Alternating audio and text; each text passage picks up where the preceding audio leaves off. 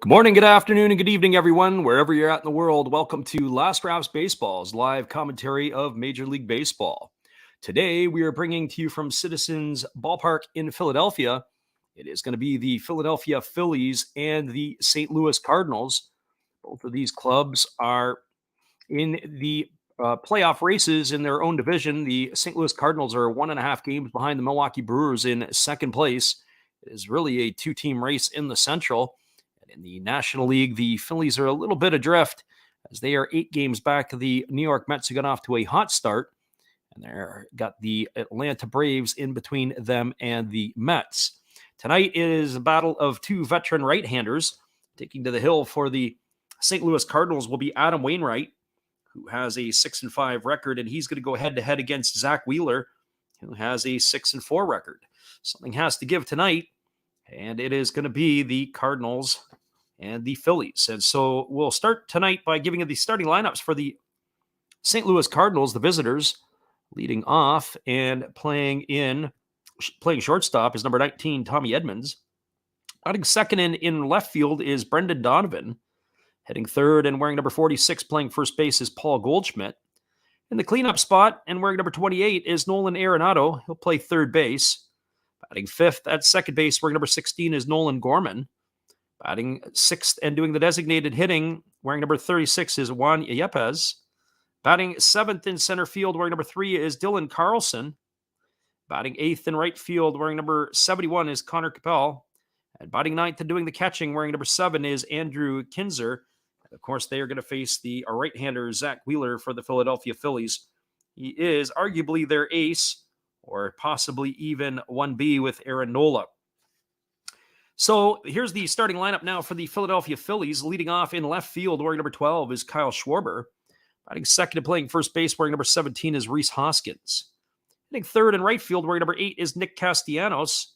In the cleanup spot, doing the designated hitting, wearing number 25, is Derek Hall. Batting fifth and doing the catching, wearing number 10, is JT Realmuto. Batting sixth and playing third base, wearing number 28, is Alec Boehm. Hitting seventh in center field, wearing number 37, is Odubel Herrera. Batting eighth at shortstop, wearing number 5, is Bryson Stott. And batting ninth and playing second base, wearing number 41, is Yairo Munoz. And they are going to face the right-hander in Adam Wainwright, as the veteran Cardinal pitcher will take to the hill to face the Phillies. Those are your starting lineups. We'll be back in a few minutes with all the action. Stay tuned, everybody. It's Cardinals-Phillies when we return after this. Thanks for stopping by tonight to check out the ball game. We're glad you could be here. Hey, everybody. Thanks for checking out the game and Last Raps Baseball. This is Dave, Zero Thought Sports Cards. If you like pack openings, baseball, all that good stuff, check us out. Drop a comment on our channel this month to win a mystery pack of cards. All you gotta do is say Last Rap sent you to be entered. And we'll drop a video later on this month announcing the winner. Enjoy the game.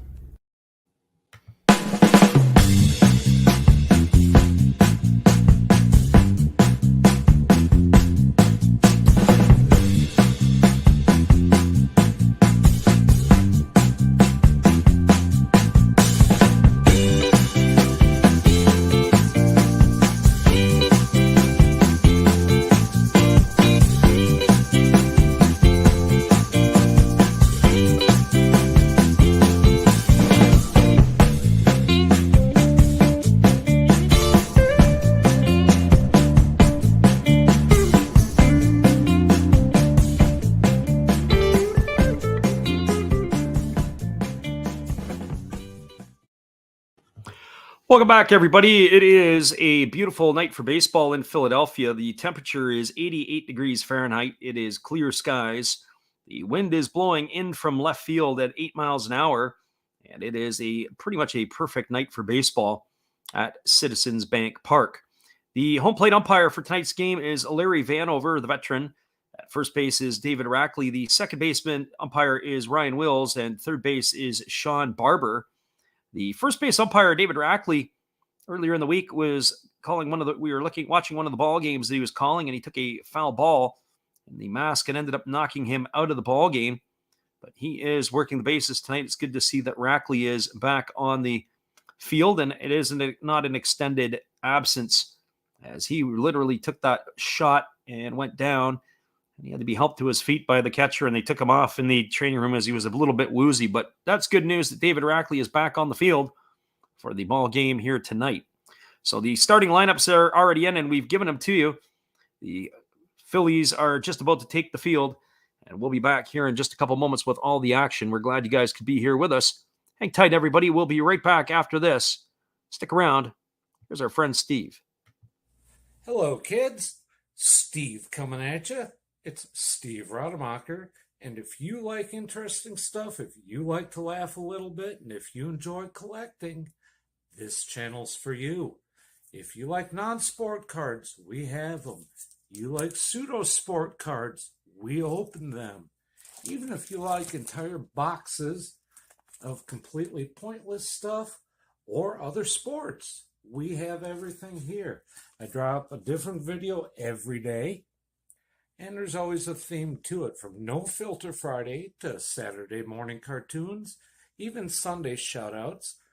Once in a while, we'll get a little froggy and show Money Money Monday, where I showcase a bunch of my currency. We have Legos, we have Star Wars, we have a good time. We even have my brother on Takeover Tuesday. Be there or be square. Back to Freddy. Appreciate you there, Steve. We are ready to get this one underway as Zach Wheeler is just finishing off his tune-up tosses. It'll be the top of the order for the Cardinals coming to face him, and that is going to be Tommy Edman, Brendan Donovan, and Paul Goldschmidt, the 1, 2, 3 hitters in the Cardinals order. This is a bit of an impromptu game. We were thinking about doing the game earlier today or this morning with the Tigers and the Royals. In some ways, I'm kind of glad I didn't do it. But we figured we would add this one into the schedule. We are going to be adding some games to our upcoming schedule. So hopefully hopefully you guys will be able to tune in with us. We'll make those announcements a little later tonight. We have our friend, the living room in the house, and the Blitzball team is here ready for the call. The living room, Jordan has $20 on the Phillies. And that might be a decent one tonight, as they do have one of the best in the game in Zach Wheeler on the mound. Well, we welcome everybody for being here, and we thank you for listening in. And it is going to be a ball game getting going here underway in just a moment. Defensively for the Phillies tonight, from left to right, it is Schwarber in left. The center fielder is Herrera, and the right fielder is Castellanos. The infield for around the horn from first to third, it's Hoskins at first. The second baseman is Munoz. The shortstop is Stott, and the third baseman is Bohm. And the battery, of course, tonight is going to be Real Muto behind the plate and Wheeler on the hill. And the first pitch is a fastball taken for a called strike, and the count is quickly 0-1 to Tommy Edman. Edman batting .270 on the season with 7 homers and 32 RBIs. Swings at a fastball and fouls that away, and the count quickly goes to 0-2. Our friend in the living room says he's got a couple of $100 on the Birmingham Stallions.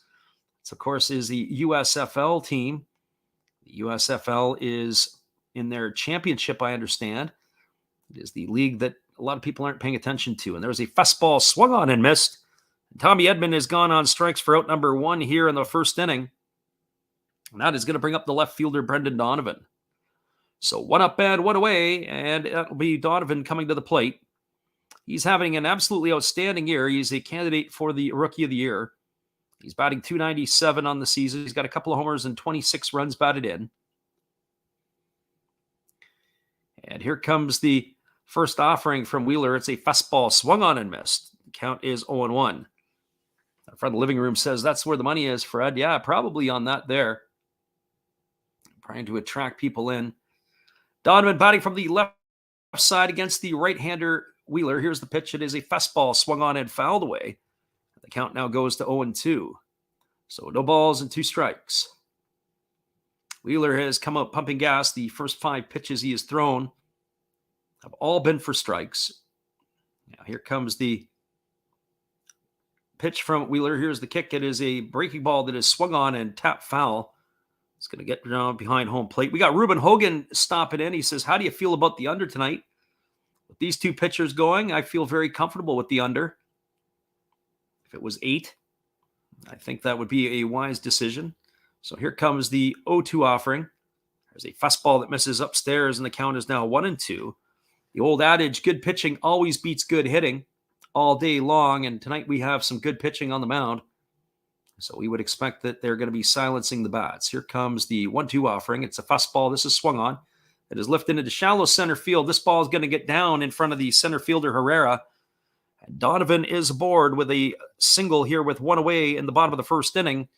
And that is going to bring up the first baseman, Paul Goldschmidt. For Goldschmidt, he's having himself a solid season this year. This is his best year in a Cardinals uniform. He's batting .346. He's got 19 homers and 65 runs batted in. So Goldie steps up to the plate with the runner on first. And Wheeler ready to go back at it. This is the first time Wheeler's had to go from the stretch. He gets the sign from his catcher, Realmuto. He comes set at the belt, and he kicks and delivers. There's a fastball that misses up and in. And the count is 1-0 to Goldschmidt. This St. Louis batting order is extremely tough. And you think about it tonight, they're missing some key pieces of the lineup. There's no Tyler O'Neill. There's no Yadi Molina. And, of course, they've got Albert Pujols as well. There's a fastball swung on it. It's grounded back to the mound. It's off of Wheeler. He has to pick it up and throw to first. It's his only play. That's going to go down as a ground out 1-3. He's going to retire Goldschmidt for the second out. Donovan advances to second. And that is going to bring up the third baseman, Nolan Arenado. It was a double deflection off of Wheeler. It hit him on the inside of the ankle, came up and hit him in the butt. The ball ended up getting away over onto the third base side, and he was able to chase it down and fire over to first base and retire Goldschmidt. So that brings Nolan Arenado to the plate.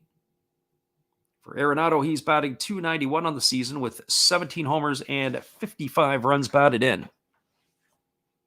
Wheeler holds at the chest and he delivers. It's a fastball that misses inside, and the count is 1-0. So 1 ball and no strikes to Arenado. Arenado gets himself dug in, and he's ready to face the next offering from Wheeler. He waggles the bat. It is the 4th of July weekend, and there's a fastball that is swung on and fouled away. That evens the count at 1-1. So some of the players tonight are brandishing some 4th of July paraphernalia, I would say, and one of them is the hitter, Nolan Arenado, who's got the stars and stripes on his glove. JT Realmuto also is flashing the stars and stripes behind the plate. On the chest protector in particular, here's the pitch. It is a breaking ball that just misses outside. Runs the count to 2-1. The hats that the players are wearing have the stars and stripes in it as well. Our friend Josh S. says the rookies in the Cards lineup are very promising. Yepez, Donovan, and Gorman, all of them there for sure. Donovan has been outstanding. Yepez has got 10 home runs on the season already. And Gorman, there was a lot of talk about him for a long time. There's a fastball swung on. This is going to lift foul into the seats down the third baseline, and the count is 2-2. We welcome Josh S. into the crowd tonight. We're glad that you're here with us as well. One of our followers and likes to listen in on the games. So 2 balls and 2 strikes to Arenado.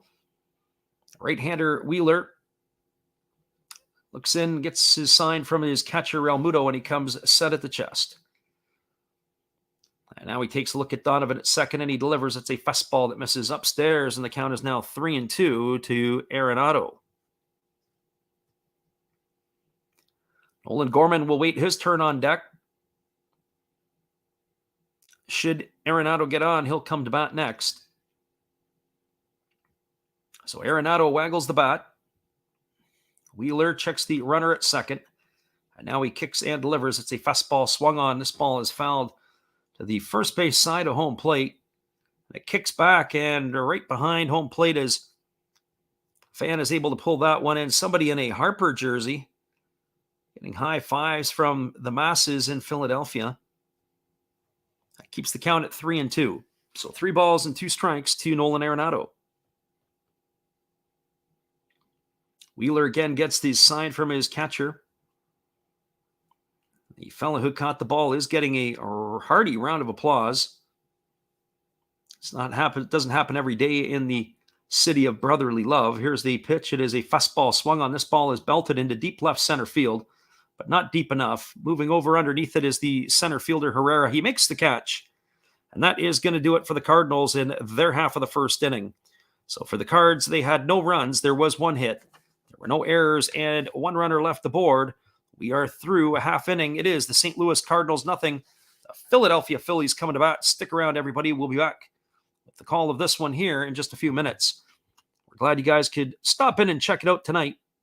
Here is our friend Matt. Well, you've got to have an ace in the hole, a little secret that nobody knows. Life is a gamble, a game we all play, but you've got to save something for a rainy day. You've got to learn to play your cards right if you expect to win in life. Don't put it all on the line for just one roll. You've got to have an ace in the hole. Yeah.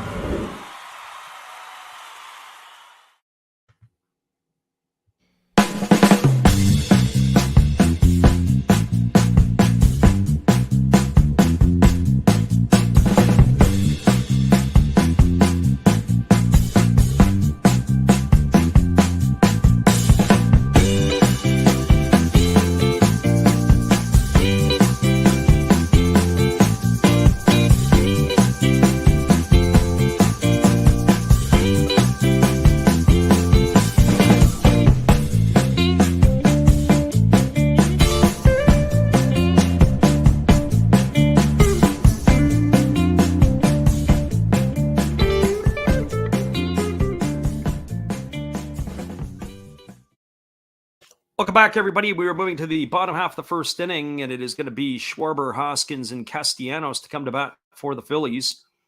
The defensive alignment for the Cardinals, starting with the outfield from left to right, it'll be Donovan in left, Carlson in center, and Capel in right. Around the horn in the infield, Goldschmidt is at first. The second baseman is Gorman. Third is Arenado, and the shortstop is Tommy Edman. Behind the plate is Andrew Kisner, and the pitcher, of course, is Adam Wainwright, and he has completed his warm-up tosses, and he is ready to go to battle here against the Phillies in their half of the first inning. So here comes the hitter Kyle Schwarber to the dish. He's batting .218 on the season, he's got 23 homers and 51 runs batted in. It's a little bit peculiar to see a guy like Schwarber at the top of the batting order. He does not particularly run well. There's a fastball that misses off the outside corner, and the count is 1-0 to Schwarber. He has 4 stolen bases this year, but that is really not the big part of his game. He does normally have a pretty good stick. His average is down a bit this year. He takes a fastball for a called strike, and the count is now 1-1. So 1 ball and 1 strike to Schwarber.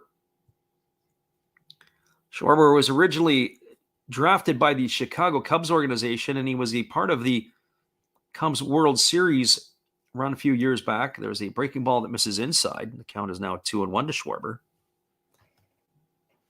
But Schwarber is definitely a all-bat and suspect glove type of player. He does not particularly play these positions very well. It's a bit surprising why the Phillies would entertain him as an outfielder, or why a team maybe wouldn't throw him a first baseman's mitt and try to train him at first base. There's a fastball that misses down and away. And now the count is 3-1. So 3 balls and 1 strike to Schwarber. If I'm not mistaken, Schwarber, when he played his college baseball at University of Indiana, I believe he was a catcher. And based on his physical size, you can see why that's the case. There's a breaking ball that drops in for a called strike, and the count now is 3-2 to Schwarber.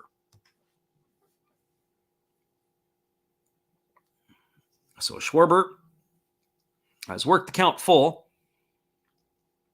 Also, we said about the Stars and Stripes, as we said, some of the players, the socks for Adam Wainwright definitely has the Stars and Stripes on it. His hat as well for the July 4th weekend. The shoes of Schwarber are pretty flashy. There's a fastball swung on it, has popped up in the infield. Coming over in foul territory with lots of room and space is Paul Goldschmidt. He's going to make the catch. And that is going to retire Schwarber for the first out of the inning. So one up and one away, and that'll bring up Rhys Hoskins to the plate. I was saying about the players and they're wearing the stars and stripes. So the socks really pop for Wainwright. As we said, the shoes for Schwarber, the catcher's gear for both Real Muto and for the Cardinals catcher Kisner stand out. Even the arm sleeves for some of the players have the stars and stripes on it, all for the 4th of July weekend. And here's the first offering to Rhys Hoskins. It's a breaking ball that drops in for a called strike, and the count is quickly 0-1. So no balls and one strike. Hoskins on the season is batting .253. He's got 16 homers and 41 runs batted in. And here's the pitch from Wainwright. It is a fastball swung on and fouled away. And now the count goes to 0-2. So no balls and 2 strikes to Hoskins. Hoskins is having himself a decent season this year. He is the first baseman, obviously, for the Phillies. It is a breaking ball that is taken for a called third strike. It was a delayed call by the home plate umpire, Larry Vanover. And Hoskins is retired for the second out of the inning. It was wondering if he was ever going to make that call. The pitcher, Wainwright, has already started to do his circles. Vanover had kind of waited there. Hoskins had froze. And that breaking ball is retired Hoskins for the second out of the inning. Just to finish off a little bit with Hoskins, he's flattened out a little bit, but this year here, he's on pace to have almost a career year in most statistical categories. So that brings up Nick Castellanos to the plate. And the first pitch delivered to Castellanos, a fastball taken for a called strike, and the count is 0-1. Castellanos on the season is hitting .248 with 8 homers and 41 runs batted in. He stands a little bit off of the plate. Here's the offering from Wainwright. It's a fastball swung on. It is grounded up the middle. It is fielded neatly by the second baseman, Nolan Gorman, who has played Castellanos into the shift, and that is going to retire him as a ground out 4-3 for out number 3. That will do it for the Phillies here in their half of the first inning. They had no runs, no hits, no errors, and nobody left the board. We are now through one complete. It is the Cardinals nothing, the Phillies nothing. Stick around, everybody. We'll be back in just a bit with the call at the top of the second inning. We're glad you guys could pop in here with us tonight and share the call. Here's our friend Steve again. Domo arigato. Sorry if I mispronounced that. I'm new at this. Thank you for watching Last Raps Baseball. Tell all your friends and family to come check him out, ask some questions during the telecast, and give him a good sub and a thumbs up. And this is Steve coming back at you, and some new things on my channel. Star Wars figures that everybody likes. We have Mad magazines from the 1970s. We try to avoid the Noid. And for your pleasure, once in a while, we can open up Michael Jackson if you want, the cards. We have Elvis. We have Sadahar O. We love everything that is everything, so we even have the Beatles fighting with lightsabers. Look at that, John and George. Once in a while, we'll even have my brother take over my channel on a Tuesday. So once again, everybody tell your friends, come see Freddie at Last Raps Baseball. And right now, I'm going to kick it right back to you, Freddie. Appreciate you there, Steve, and your support of the channel. We'll be back in just about 30 seconds with the call of the top of the second inning. We're glad you guys could be with us.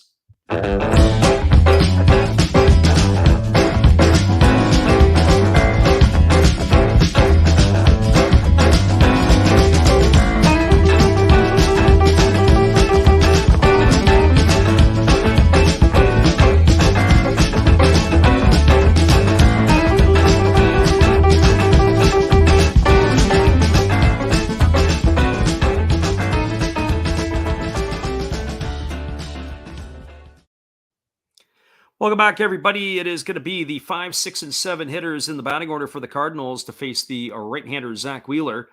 And the first pitch delivered to Nolan Gorman as a fastball taken for a called strike at the knees, and the count is 0-1. It'll be Gorman, Yepez, and Carlson here in the second inning to face the right-hander Wheeler. Gorman digs in, he waggles the bat, and here's the offering from Wheeler. It is a fastball that misses inside, and the count is now 1-1.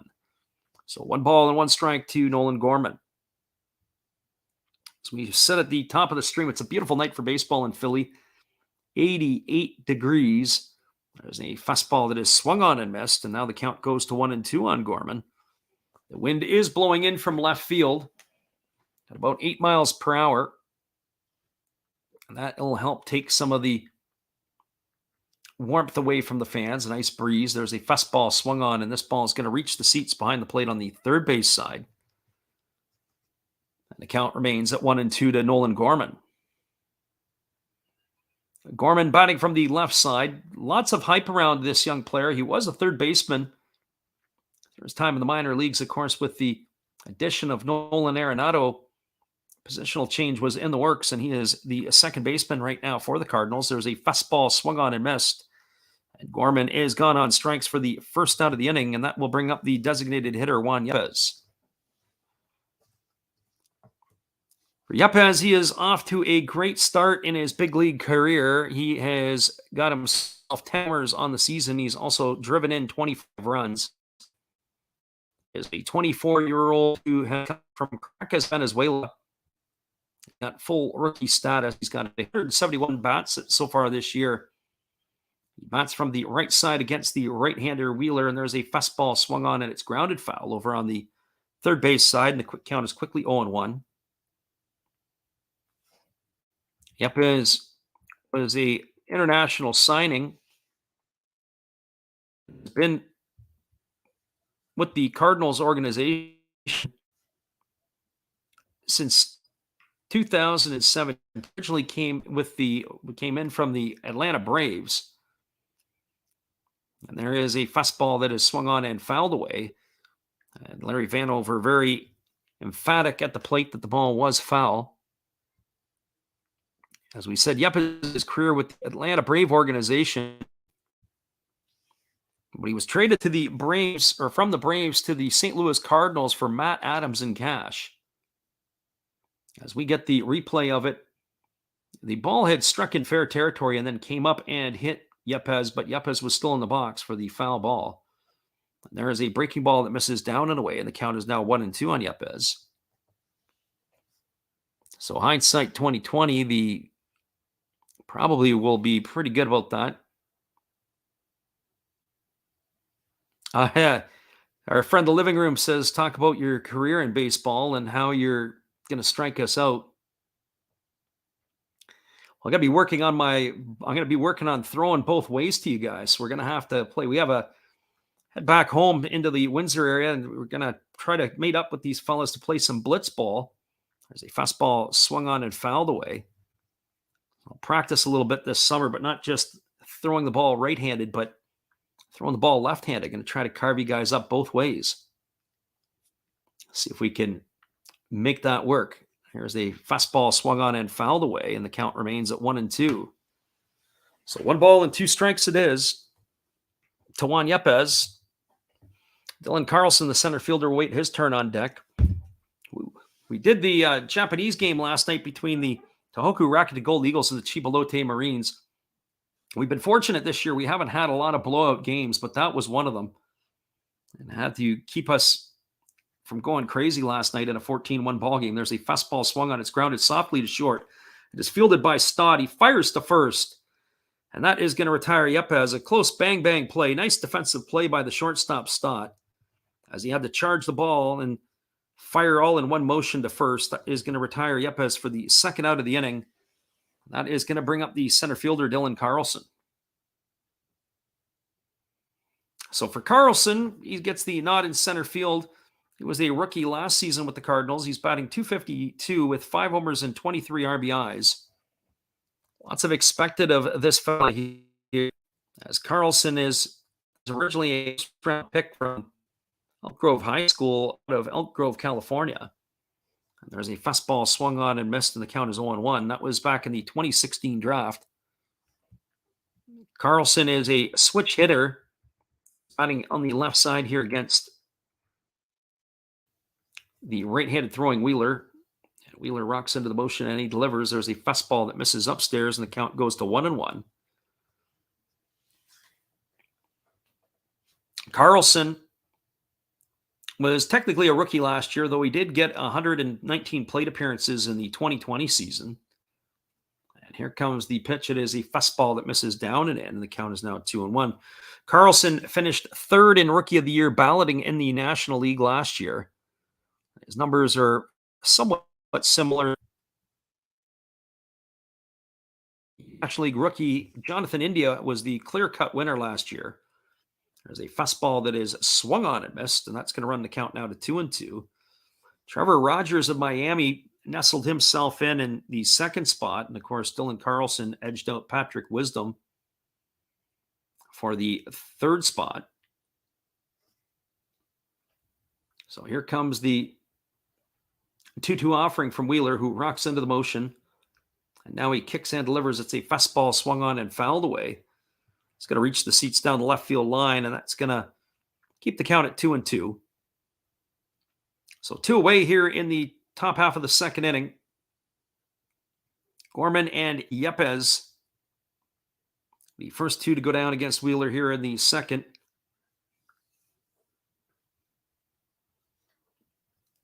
And here comes the offering from Wheeler. It's a breaking ball swung on. This ball is lifted into shallow center field, and it's going to get down in front of Herrera. That is going to be a base hit single. And Carlson is aboard, and that will bring up the right fielder, Connor Capel. Or Capel, as they would say.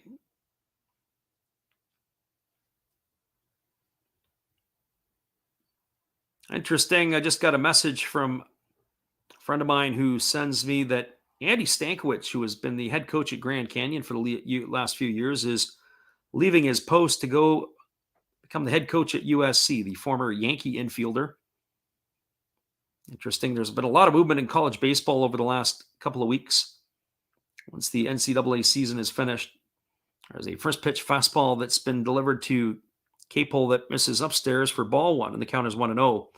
Capel is only hitting .250 on the season, and part of that is he doesn't have many bats. He's only got 4 at bats so far. He made his major league debut the other night, and he went 1 for 4 in that debut. Wheeler throws over to first, and getting back in time is the runner Carlson. Carlson is a threat to steal. He's got 9 stolen bases on the year. Carlson has some wheels. Last season,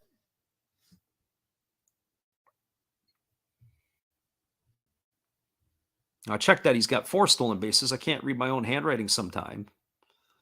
Last season, and there's a ball that swung on. This is lifted into left field. Coming up underneath it is Kyle Schwarber.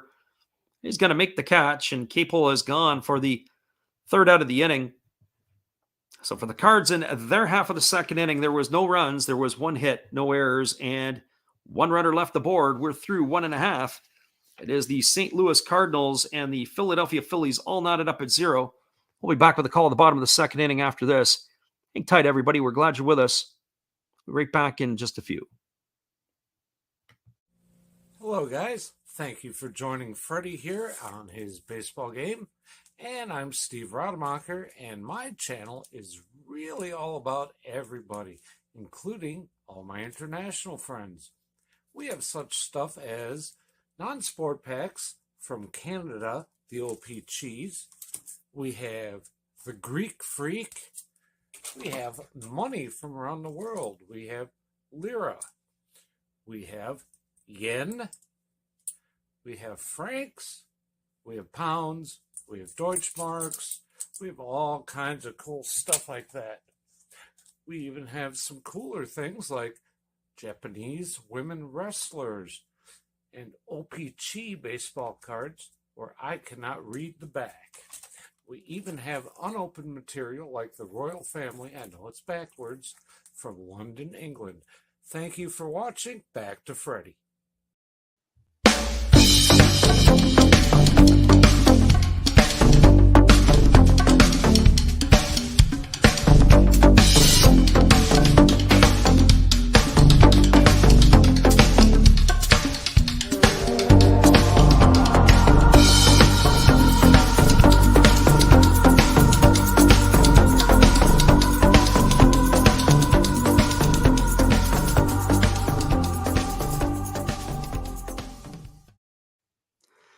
Welcome back, everybody. We are moving now to the bottom of the second inning. It is going to be Derek Hall, JT Realmuto, and Alec Boehm to face the right-hander Adam Wainwright. It is Sunday night baseball in Philadelphia, and it's the only game literally right now in town, as both of these two teams, pretty much all the other games across the board are now completed. We will give you a updated out-of-town scoreboard a little bit later, as this one here is taking up our main focus right now. All the other games have been completed around Major League Baseball, as the Cardinals and the Phillies now here are in the bottom of the second inning. Due up, it's Derek Hall, JT Realmuto, and Alec Boehm. And the first pitch is a breaking ball that drops in to Hall for a called strike, and the count is 0-1. Hall had recently made his big league debut. And there's a breaking ball swung on and missed. The count is now 0-2. And what was interesting about Hall is that, and still is interesting, he's got 3 hits in his big league career. All 3 of his hits have been for home runs. He's 3 for 14. And there's a pitch down in the dirt. It's a breaking ball. It's a good stop there by the catcher Kisner. The count now goes to 1-2. So 1 ball and 2 strikes to Derek Hall. Wainwright ready to go back to work. He shakes off his catcher Kisner. And now time has been called as Hall has asked for a reset. So Hall digs in, batting from the left side, and here's the offering from Wainwright. It's a fastball on the outside part of the plate. And Hall stood there like the house by the side of the road and watched it go by for out number 1. He is retired. That is going to bring up the catcher, JT Realmuto. So for Realmuto, he's stepping up to the plate. He's batting .238 on the season. He's got 5 homers and 29 RBIs. What's interesting about Realmuto is he's also got 10 stolen bases. As we get the replay on that pitch, that was a great pitch by Wainwright, just catching the outside corner.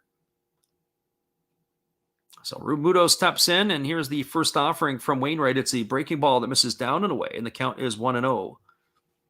Realmuto stands with a slightly open stance.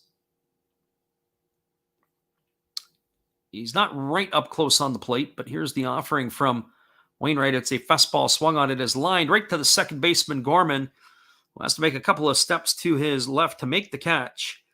And that is going to end the at-bat for Realmuto on a line drive to the second baseman. He is gone for out number 2. And that is going to bring up the third baseman, Alec Boehm. So for Alec Boehm, he is having himself a decent year. He's batting .265. He's got 4 homers and 27 runs batted in. I say decent because the fans were really on him early in the year, and he's been able to come out and play a lot more respectable now, both defensively and offensively. And here's the first pitch. It's a fastball taken for a called strike. The count is 0-1. He was a first-round pick, and certainly in Philadelphia, if you're not playing very well, the fans aren't shy about letting you know. And here comes the 0-1 pitch. It's a fastball that just misses down, and the count is now 1-1 to Boehm. So 1 ball and 1 strike. Boehm will be followed by Abdul Herrera should he reach base. As there's 2 out here in the second, there's a breaking ball that misses down and away, and the count is now 2-1. So 2-1 to Boehm.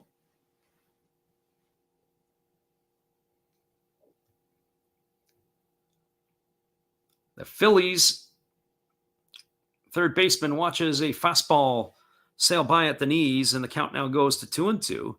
So 2 balls and 2 strikes. I'm going to say the Phillies have certainly had a little bit different temperament since the firing of Joe Girardi. It seems to have settled the group down a little bit more. They seem to be playing a little bit looser. Rob Thompson is the interim general manager for the Phils. And here comes the 2-2 from Wainwright. It is a breaking ball swung on. It is grounded to short. It is fielded neatly by the shortstop, Edmund, he fires to first, and that is going to be a ground out 6-3. And that is going to do it here for out number 3 in the bottom of the second inning. There were no runs, no hits, no errors, and nobody left the board. Your score at the end of 2 innings, it is the Cardinals nothing, the Phillies nothing. Stick around, everybody. We'll be back in just a couple moments with the call. The top of the 3rd inning, here is our friend Matt again. Good evening, ladies and gentlemen. Namaste. Hey, I hope you guys have been enjoying the game. My name is Hollis. I've got a YouTube channel called Another Hollis Build. I love baseball cards. I open up brand new product for you guys. I open up old stuff. I do breaks. I do auctions. All kinds of stuff concerning baseball. I'm Friars faithful, Padres to the end. I also love Garbage Pail Kids and my animals. I have a ton of animals. It's like a mini petting zoo here around my house. I also love my city, San Diego, baby. I take you all around the city and show you what's up. If you guys dig stuff like that, cruise on over and check it out. It's Another Hollis Build. If you dig it, subscribe. I'd really appreciate to have more follow me along on the journey. Hey, either way, you guys have a wonderful day or a beautiful, beautiful evening. No matter which one it is, make sure that you make it great, my friends. Big up Last Raps Baseball. Yeah, Freddie, let's go. One love and peace. Yeah, man.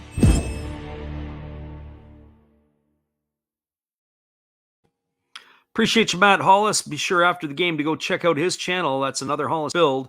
He's got all your exciting entertainment needs. We'll be right back in just a moment with the call, the top of the 3rd inning, when we return.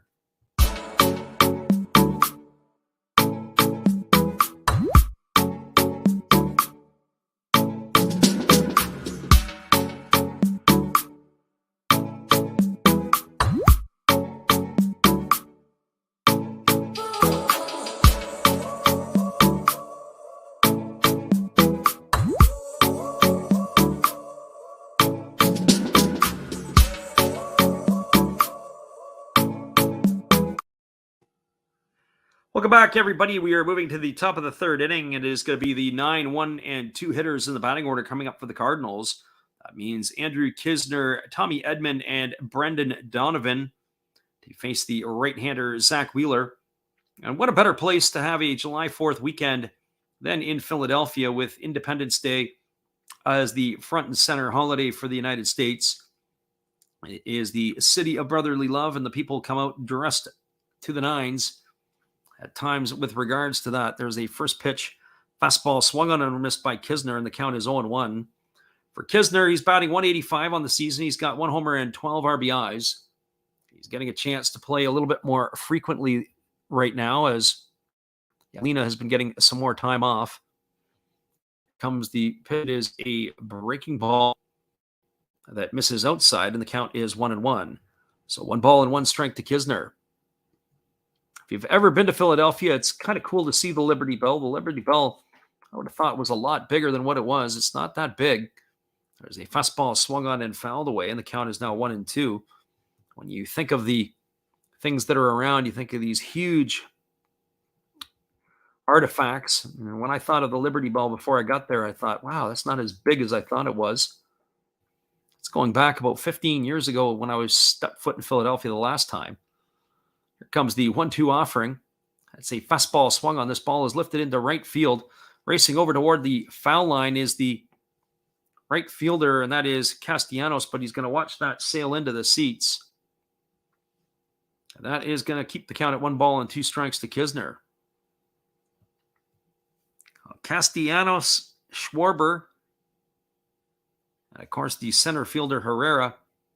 When I look at that, I'm not sure that is an outfield that is going to be able to run a lot of balls down. They're going to have to slug their way through stuff. If you're a pitcher in Philadelphia, not sure what we're looking at defensively there. I wonder if the general manager, Dave Dombrowski, would have something else in mind to upgrade his defense. And here comes the pitch. It is a fastball that is a check swing that's fouled off by Kisner, and that's going to keep the count at 1 ball and 2 strikes. Got to wonder if the Philadelphia Phillies are going to be looking to add pieces over the next couple of weeks over the next few weeks before the trade deadline. There's a fastball swung on and fouled away. It keeps the count at 1-2. They're a pretty good ball club, but you kind of makes you wonder if they've just got enough to get over the hump. Probably enough to get into the playoffs. Our friend in the living room says, do you have any of these in your eBay store? I'm not sure what any of those are. And here comes the pitch. It's a breaking ball. This is lifted over on the right field first base line. Moving over underneath it is Hoskins, and he makes the catch. And that is going to retire Kisner for the first out of the inning. So he has gone for out number one. And that is going to bring up the shortstop, Tommy Edman. So Edman steps to the plate. He is 0 for 1 tonight. He struck out on 3 pitches his first time up. He's batting .269 now on the season with those 7 homers and 32 runs batted in. And here's the first offering from Wheeler. It's a fastball that misses inside, and the count is 1-0. So 1 ball and no strikes. There were a bunch of Cardinals last year that collected gold gloves, and Edman was on that list. There's a fastball swung on and fouled away. And the count is now 1 ball and 1 strike.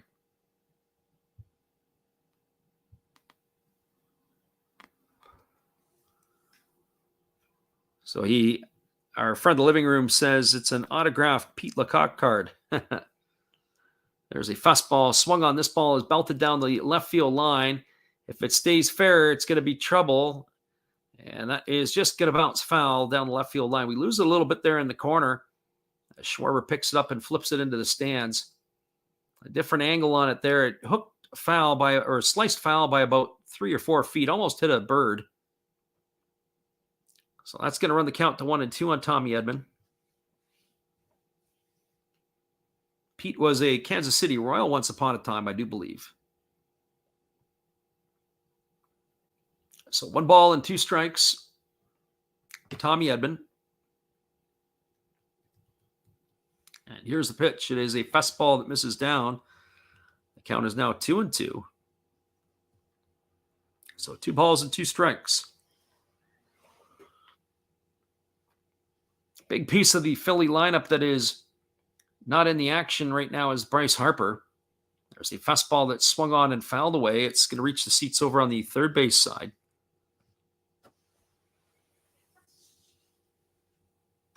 Living room said he batted and threw left-handed. And 75, Lecoq hit the only grand slam of his career in the final appearance against the Cardinals pitcher Bob Gibson. And here comes the pitch from Wheeler. It's a fastball that misses outside. That runs the count now to 3-2 on Edman. What's interesting is George Brett, who was also a former Kansas City Royal. A lot of people don't know, but Brett was ambidextrous. He could throw and, he batted left-handed, but he could throw and with both hands as well. And there's a ground ball hit to the shortstop. It is fielded neatly by Stott. He fires to first, and it's not going to be in time. The leadoff hitter, Edman, was able to get down the line. We're going to have to take a look at that on the replay. The first base umpire, David Rackley, emphatically called him safe. So Donovan got himself a single. Edman's got himself a single, and that's going to bring up Brendan Donovan. It was a diving play to the left by the shortstop Stott. He raced up and got to his feet. He makes the throw, but it looks like that is the correct call by David Rackley. We're going to get another look at it on the replay, and he definitely beat it out by a half a step. So Edman is the runner on first. Brendan Donovan is now stepping to the plate. And Wheeler checks the runner at first. Now he comes set at the chest. And here comes the first offering, but instead he throws over to first base, and diving back in time is the base runner, Edman.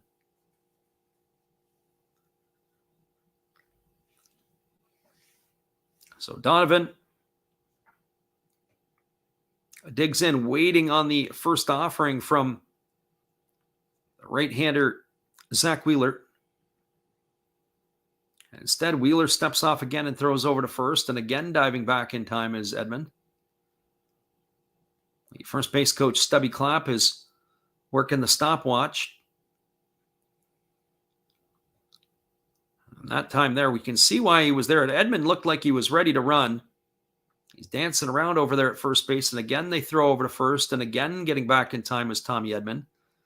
So our group there that's listening in the living room, Stubby Clapp is also a Windsor guy, the first base coach for the Cardinals. And here comes the offering from Wheeler. He kicks and delivers.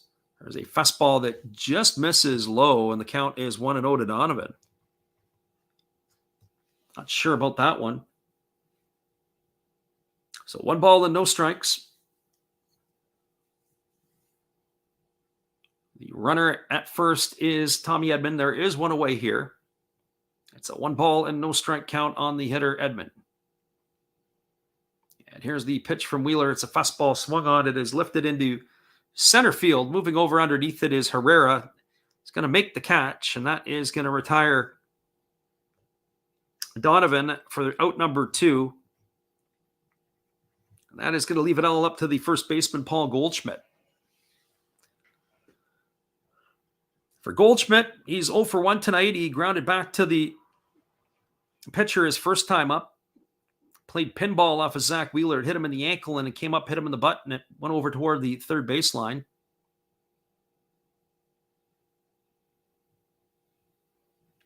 And so he was eventually retired. So Goldschmidt steps up with 2 out and a runner on first. And there's the pitch. It is a fastball swung on and fouled away down the right field line. That's going to reach the seats. And the count is 0-1. Yeah, the living room says Stubby Clapp. That's exactly who it is. Stubby is from Windsor. Not sure where he calls his home in the offseason these days. He's got a son who is supposed to go to Notre Dame next year. But I'm not exactly sure where,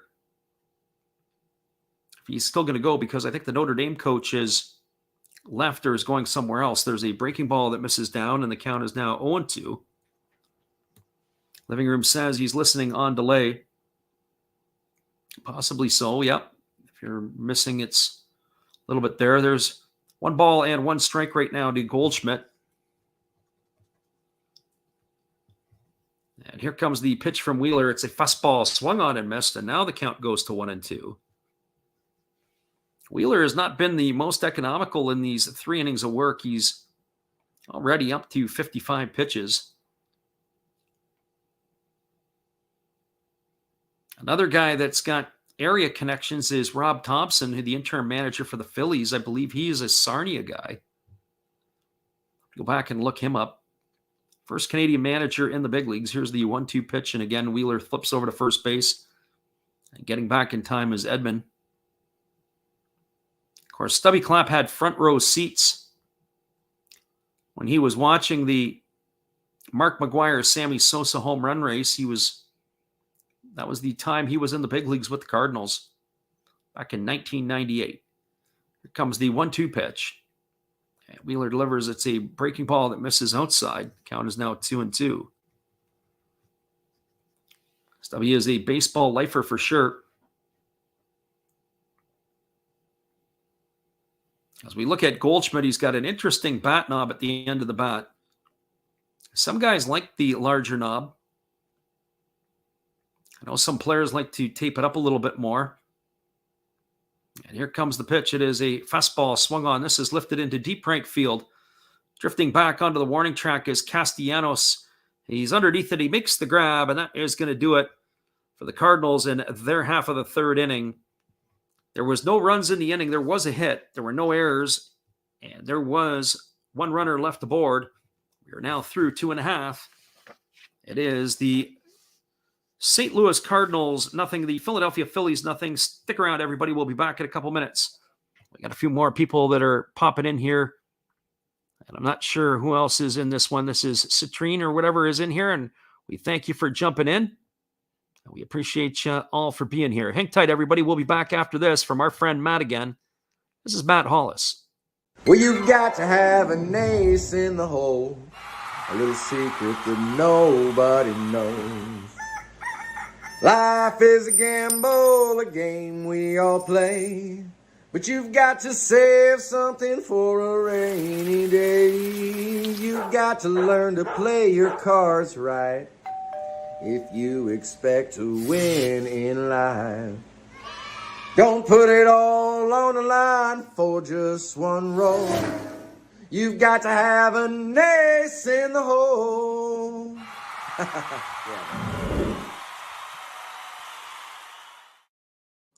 That's right, everybody. After the game, be sure to check out Matt Hollis and his channel. We're cruising to the bottom of the third inning. We'll be back in just a couple moments after this.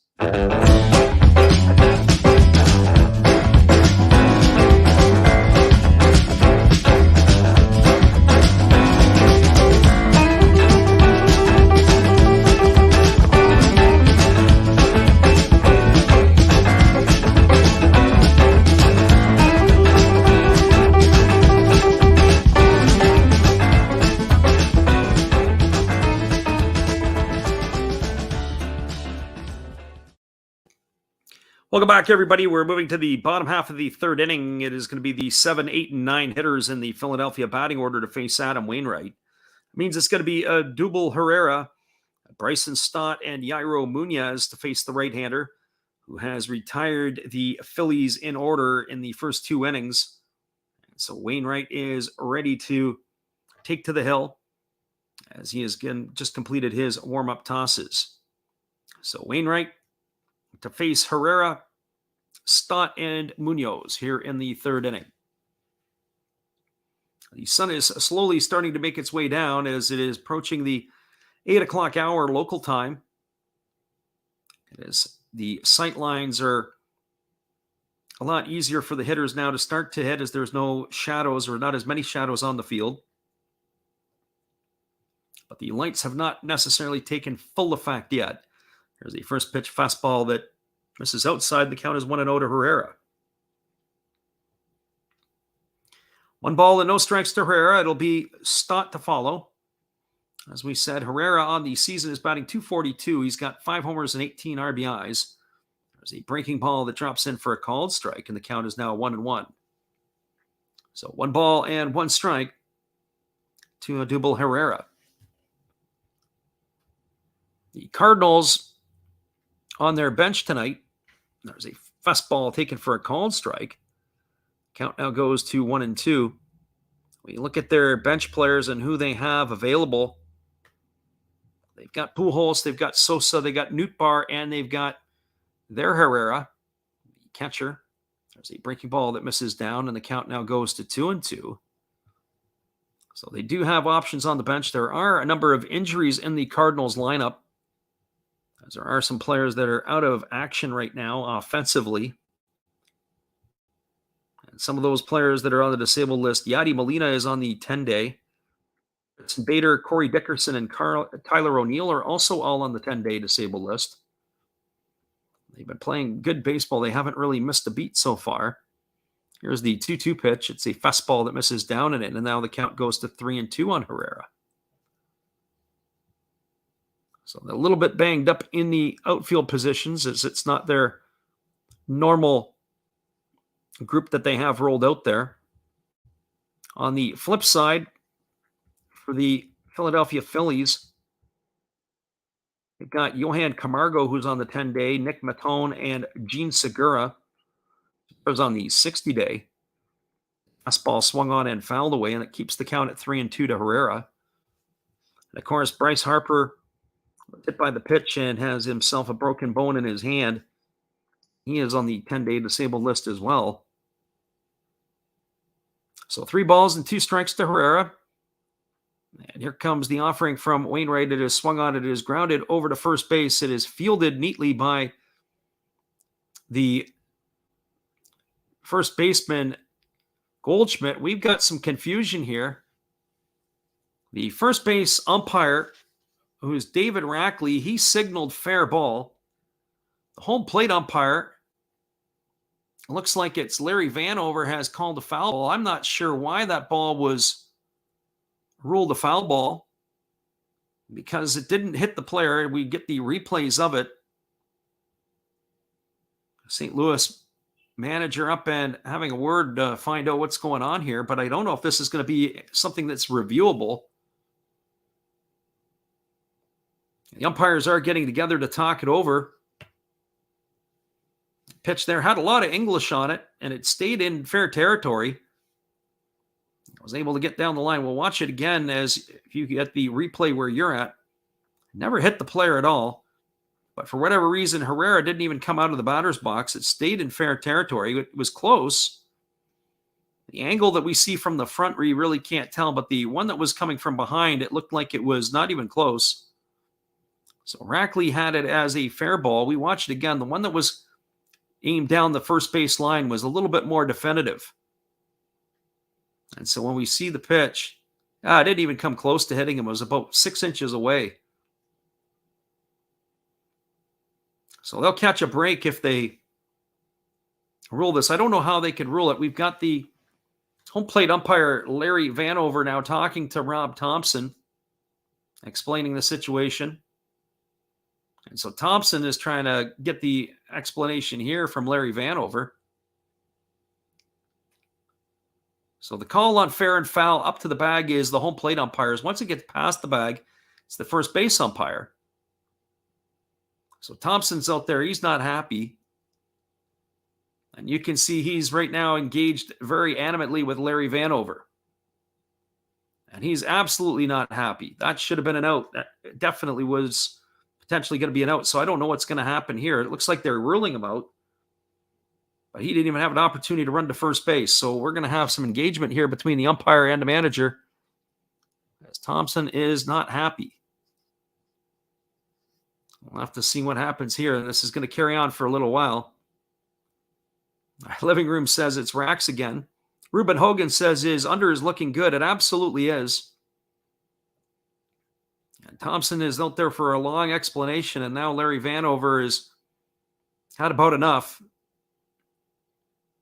But that's what it's looking like. They're going to rule that as an out. It's going to be a ground out to 3. Thompson is still carrying on here. And Vanover is letting him have it, because sometimes when you let it extend that much, and there it is, he goes up with the right hand, and they have ruled Herrera out. It's going to be a ground out to 3, and that is going to bring up Bryson Stott. And now Vanover's having a couple of words with Herrera as Herrera goes back to the dugout. So that was the call there, was Larry Vanover's more than likely. He was the one who probably signaled the foul ball, but that didn't even come close. And Thompson is still pretty hot in the dugout. So that brings up Bryson Stott. Nothing they can do about it now. There's one out on the board. Stott is batting 188 on the season. He's got 4 homers and 20. I've got about 22 runs batted in. And here's the first pitch delivered to Stott. It's a fastball taken for a called strike, and the count is 0-1. So far, 7 in a row set down by Wainwright to start the ball game. He rocks into the motion and delivers. There's a breaking ball that drops in for a called strike, and the count is now 0-2. A couple of close pitches there, and the Phillies dugout to probably start to explode. So no balls and 2 strikes. Wainwright rocks into the motion, and he kicks and delivers. There's a fastball that just misses off the outside corner, and the count goes to 1-2. So 1 ball and 2 strikes it is.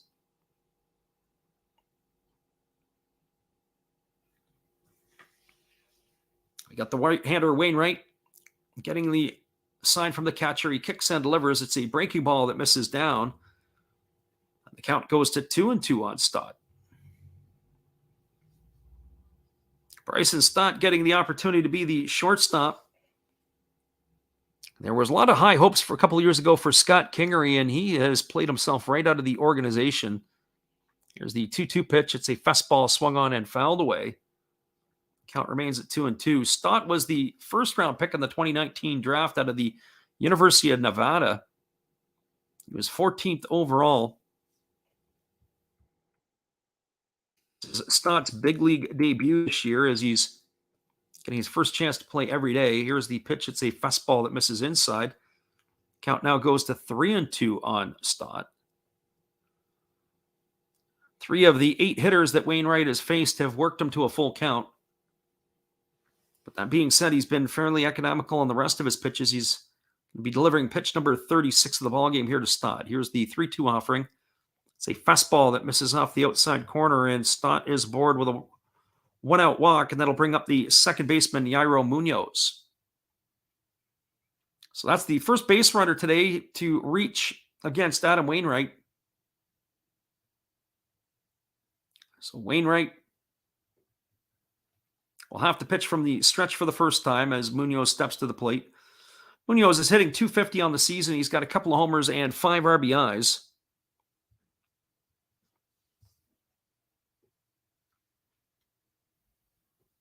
As Munoz gets up to the dish, hitting from the right side against the right-hander Wainwright. He kicks and delivers. There's a breaking ball waved at and missed. The count is quickly 0-1 to Munoz. Munoz has 24 at-bats this season. He's a native of the Dominican Republic. This is his third organization at the big leagues. There's a fastball swung on it. It is lined into center field for a base hit. It is fielded by Carlson. And Munoz has got himself a single. And one of the clubs I was about to say is the club he's playing against, the Cardinals. He began with the Cardinals in 2018 and 19. He made his way over to the Red Sox for a couple of seasons, and now he's found himself in a Philadelphia uniform. But that is going to turn the order over to the top of the order. It's going to bring up Kyle Schwarber to the plate. Schwarber today is 0 for 1. He popped out to the first baseman his first time up. So Schwarber steps to the dish with runners at first and second and only one away. Wainwright holds at the belt, and now he kicks and delivers, and it is a breaking ball that misses for ball one, and the count is 1-0. So 1 ball and no strikes to Schwarber. Schwarber is a player that can drive in some runs, and this is a situation in which to do it. He's also got 23 homers on the year, hitting in the leadoff spot. There's a breaking ball that misses down, and the count goes to 2-0. So Wainwright, who has pitched very well so far today, now is finding himself in difficulty for the first time, with runners at first and second and only one away here in the third inning.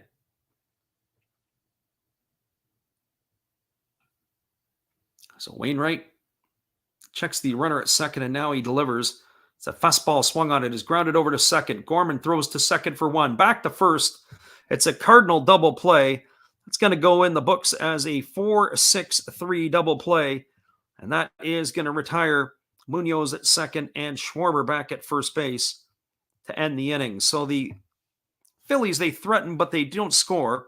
They had no runs in the inning. There was a hit. There was no errors, and 1 runner left aboard. We are now through 3 complete innings. It is the St. Louis Cardinals nothing, the Philadelphia Phillies nothing. Stick around, everybody. We'll be back in a couple of minutes with the call. At the top of the 4th inning, we're glad you guys could bounce in here and check it out. We'll be right back after this from our friend, Dave. Hey, everybody. Thanks for checking out the game and Last Raps Baseball. This is Dave, Zero Thought Sports Cards. If you like pack openings, baseball, all that good stuff, check us out. Drop a comment on our channel this month to win a mystery pack of cards. All you gotta do is say Last Rap sent you to be entered. And we'll drop a video later on this month announcing the winner. Enjoy the game.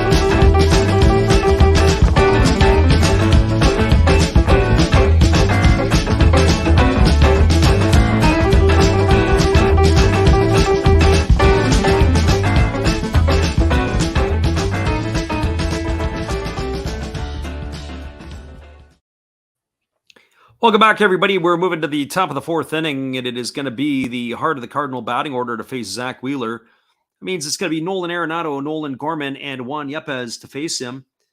And they have the crew out. Grounds crew is out tonight, and they are dressed in full garb going back into the late 1700s. They're flashing some interesting outfits tonight, as it is the 4th of July weekend, and you wouldn't want to see anything other than that in the city of brotherly love in Philadelphia. And there's a first pitch fastball delivered to Nolan Arenado that is swung on and fouled away, and the count is quickly 0-1. 57 pitches through the first 3 innings for Zach Wheeler. He has had to work this evening. So no balls and 1 strike to Arenado. He gets himself set, and here's the offering from Wheeler. It's a fastball swung on. It is grounded down the third base line. It gets through Alec Boehm. Rounding first is Arenado, and he is going to be aboard with a single. We're going to have to wait to see how they score that. I think that may have been a single. That ball was absolutely scorched. It was to the backhand side of Boehm. He went down to the knee to try to stop it. That ball got through him. We're going to see what it is, and they are going to rule that as single. We're watching again as Boehm, he had to go to his range to his right. He was able to stop the ball, but it squirted by him. The third base umpire, Sean Barber, had to get himself out of the way.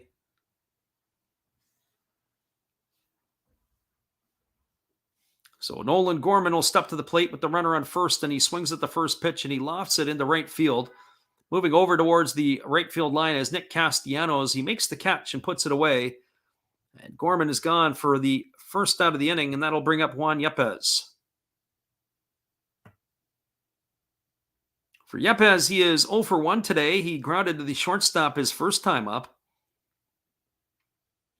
He's had himself quite a season this year for the young rookie. He's got 10 homers and 25 RBIs. His average slipped to 279 after his first at bat today. So Yepez steps to the plate. He bats from the right side against the right-handed throwing Wheeler.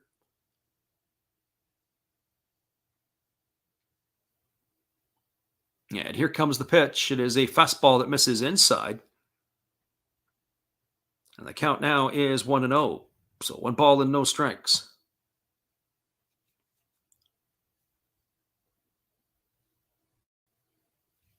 Yepez is native of Venezuela. As we mentioned in his first time up, he was traded for Matt Ass straight up out of the Braves organization a couple of years ago. There's a fastball that misses down and away, and the count is now 2-0. He was born in Caracas. He made his major league debut on May the 4th this year, and he's been up pretty much ever since.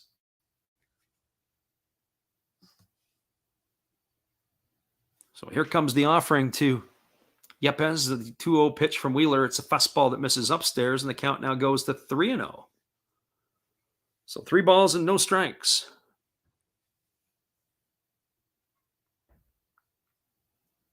Wheeler has been effective tonight, but at the same time not efficient with his pitches.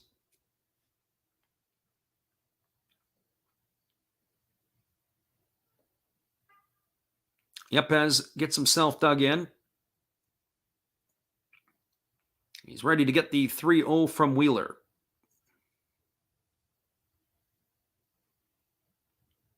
Wheeler comes set at the chest. And now he kicks and he fires. It's a fastball swung on at 3-0. It's popped up in the infield. Coming over underneath it is the first baseman, Hoskins. He's going to make the catch, and that is going to do it. For Yepez, he is gone for out number 2, and that'll leave it all up to the center fielder, Dylan Carlson. The ball was popped up straight up toward the pitcher. You'll see some teams, they just do not like their pitchers fielding the pop-ups, and Wheeler was looking around. There was nobody coming in. Alec Boehm was away, and then finally Rhys Hoskins made his way in there to catch the pitch. The reason that a lot of teams don't like the pitchers doing it is if they have to go over top of the mound, they might roll an ankle, and your infielders are there for a reason. They're infielders. They should be your better guys with the glove, and they are the ones that are more sure-handed and should be able to make that play. And there's a fastball that's taken for a called strike, and the count is 0-1 to Dylan Carlson. There was a player in particular years ago, back in the 70s. He was a Canadian, as a matter of fact. His name was Reggie Cleveland. He pitched for a number of ball clubs across the big leagues. But Reggie Cleveland was one of those pitchers that always popped up. He was going to fight you for it because he wanted to take it himself. There's a fastball that misses off the outside corner, and the count is 1-1. He was one of those anomalies where he would want the ball. He felt that he was going to take everything he possibly could. He wasn't going to trust his defense to make the plays behind him. So 1-1 strike to Carlson.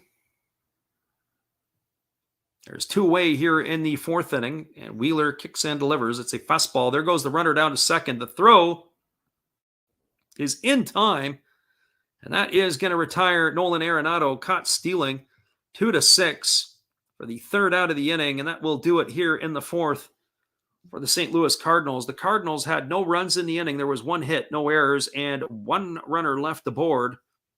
We are now through 3.5. It is the Cardinals nothing, the Phillies nothing. Stick around, everybody. We'll be back in just a couple moments with the call. Bottom of the 4th inning. We're glad you guys could pop in here and be with us tonight. Hang tight, everybody. We'll be right back. Here is our friend, Steve Rademacher. Hey, guys, and thank you, Freddie. Steve coming back at you. That's right, Steve Rademacher. I would like to thank each and every one of you that is tuned into my channel. And today, let's do a little shout out for some other great channels you should be watching. There is WVogs 18. There's Big D's Sports and Collectibles. You all know another Hollis build. Why not Like Father, Like Son? That's a great duo that does some great stuff. It shows some great cards. And of course, the one and only Bud Stoney, creators of One of Ones. The creator of One of Ones. And they're all signed on the back.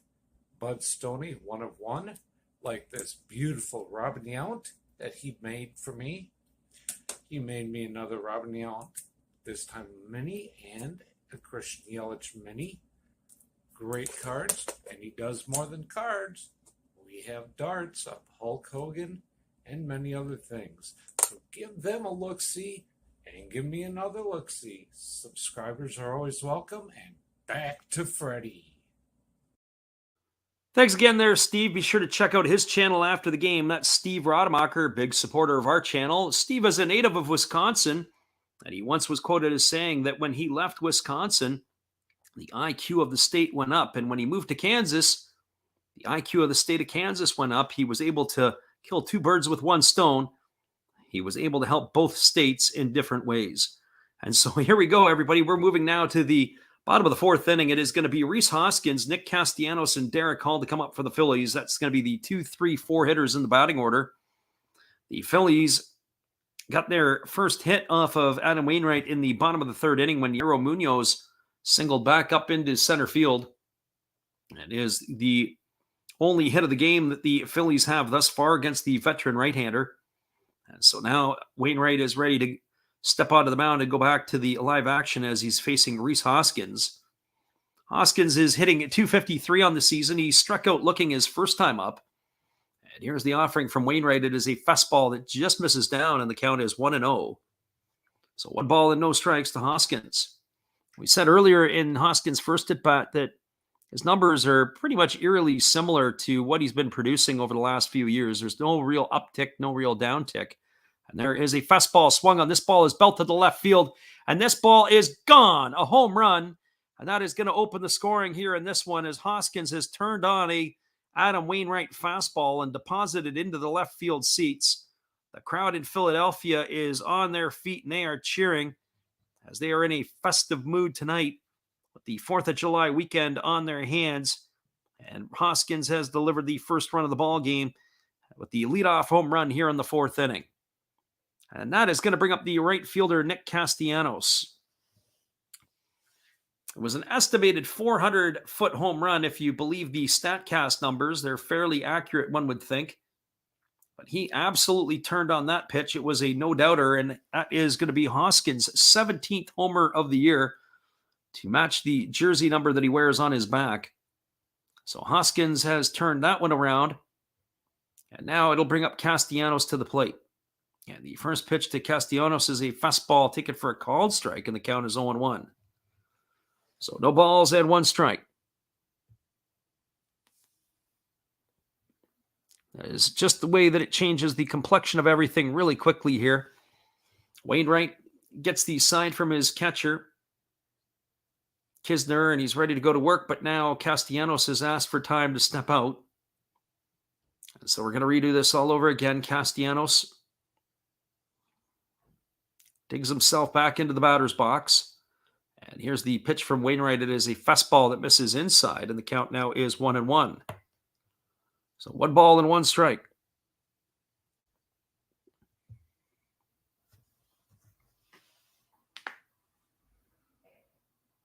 Castellanos waiting on the offering from Wainwright, who kicks and delivers. It's a fastball swung on. It is lifted into right field. Drifting over towards the right field line is the right fielder Connor Capel, and he is going to make the catch, and that is going to retire Castellanos for the first out of the inning. So that will bring up the designated hitter, Derek Hall.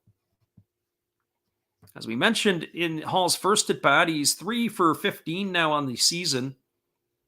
All 3 of his hits here in his big league debut have left the yard for home runs.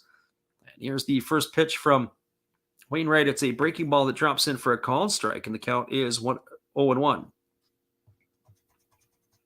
So 3 homers on 3 hits to begin his big league career. It's quite a start to the career. Here comes the pitch to Hall. It is a breaking ball that misses down, and the count is now 1-1. So 1 ball and 1 strike.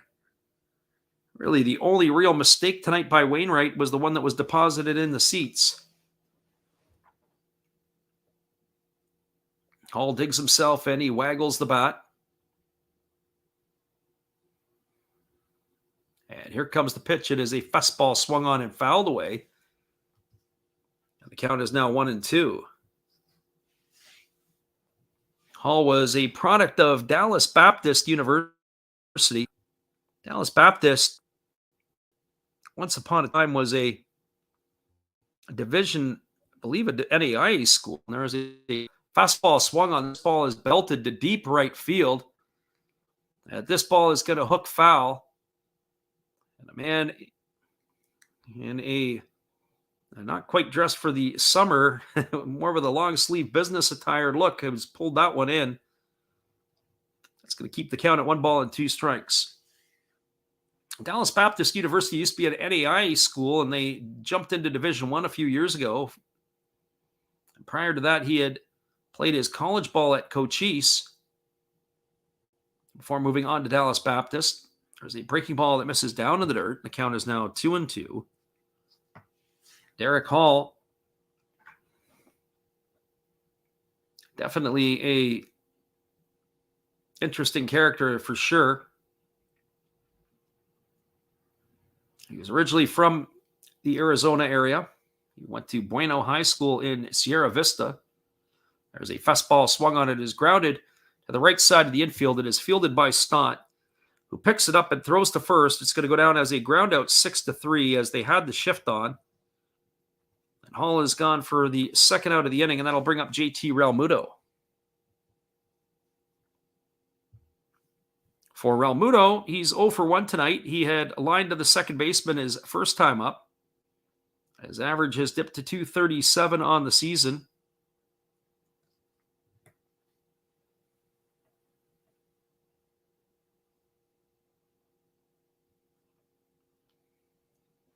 So Realmuto strides in, and he's waiting on the first offering from Adam Wainwright, who rocks into the motion and delivers.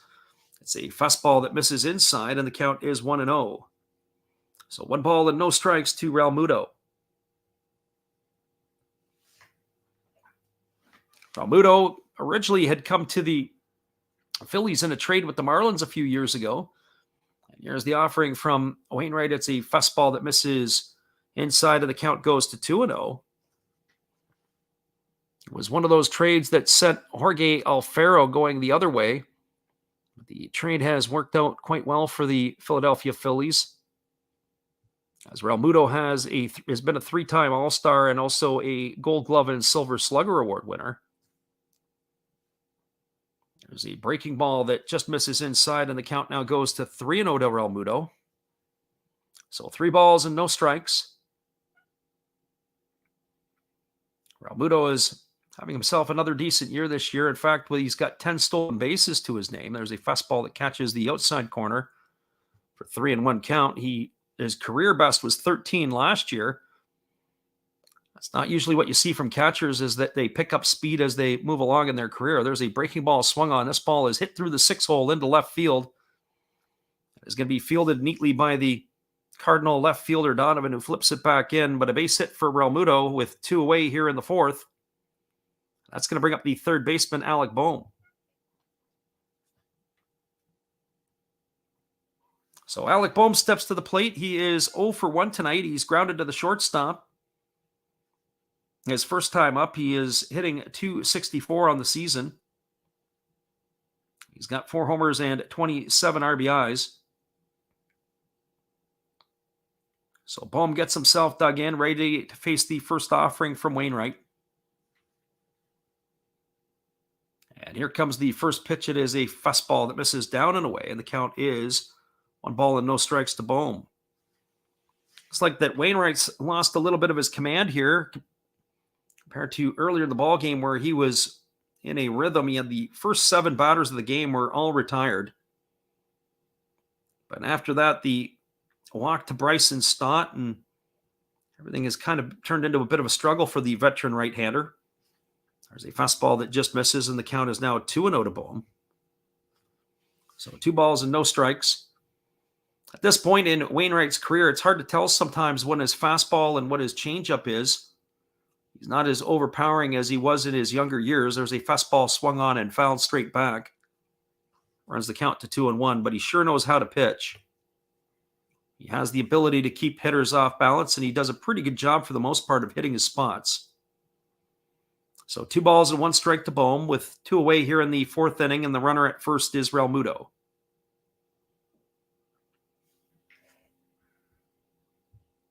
Wainwright checks his sign from his catcher, Kisner.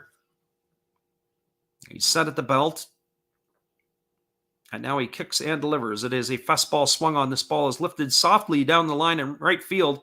Racing hard on it is the right fielder, Capel. He picks it up. Digging for third is Realmuto, and he's going to get in there safely. So a bleeder base hit down the right field line by Alec Bohm sends JT Realmuto from first to third. And that is going to bring up the center fielder, Odubel Herrera. So the inning is not over yet by any stretch for the right-hander Wainwright. So Wainwright gets himself a new baseball, and he rubs it up. And now he's got to have to find a way to get Odubel Herrera out, to get out of this jam. And they do have a conference on the mound as all the Cardinal defense is in to discuss the first and third situation. Larry Vanover indicates that that is the first official mound visit for the Cardinals. So Troy's Cards and Cars is in here. We welcome him in. We thank you for stopping by. I'm not sure I'm going to add a Arizona Diamondback game on our schedule this year. It's one of those ones. I know Troy is a big Diamondback fan. I just can't quite get myself to do it. I almost did it yesterday when the Rockies were playing them, and I had to bite my tongue. There's a breaking ball that misses down to Herrera, and the count is 1-0. We did one earlier this year, actually a Diamondback game. I think it was them and the Nationals. There's a breaking ball that misses down, and the count is now 2-0 to Herrera.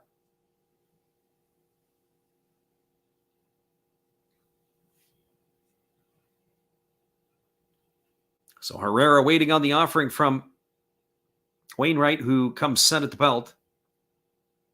And now he kicks and delivers. And that pitch is inside. So it's actually 2 balls and no strikes right now. The first pitch that we saw he did a replay of the first one, so we thought we had back-to-back. But ironically, the second pitch he did get was a breaking ball that missed in. So 2-0. Herrera looking to pad the lead here for the Phillies in their half of the 4th inning. Here comes the offering from Wainwright.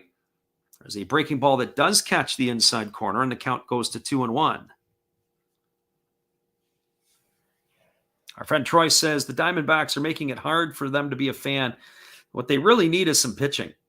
They need some pitching. They look like they've got some decent prospects offensively in the minor leagues. And even some guys who've come to the big league level. There's a fastball that just misses low to Herrera, and the count goes now to 3-1. So 3 balls and 1 strike to Herrera. We'll set up our schedule for the week ahead here after tonight's ball game. So we are going to be busy this week. I expect to get in about 8 or 9 games over the next 7 days. So hopefully you can pop in and listen to us as well. We'll have quite a bit of action. There's a breaking ball that drops in for a called strike. Herrera started his way over to first base, but Larry Vanover's right hand is going to bring him back, as that runs the count now to 3-2.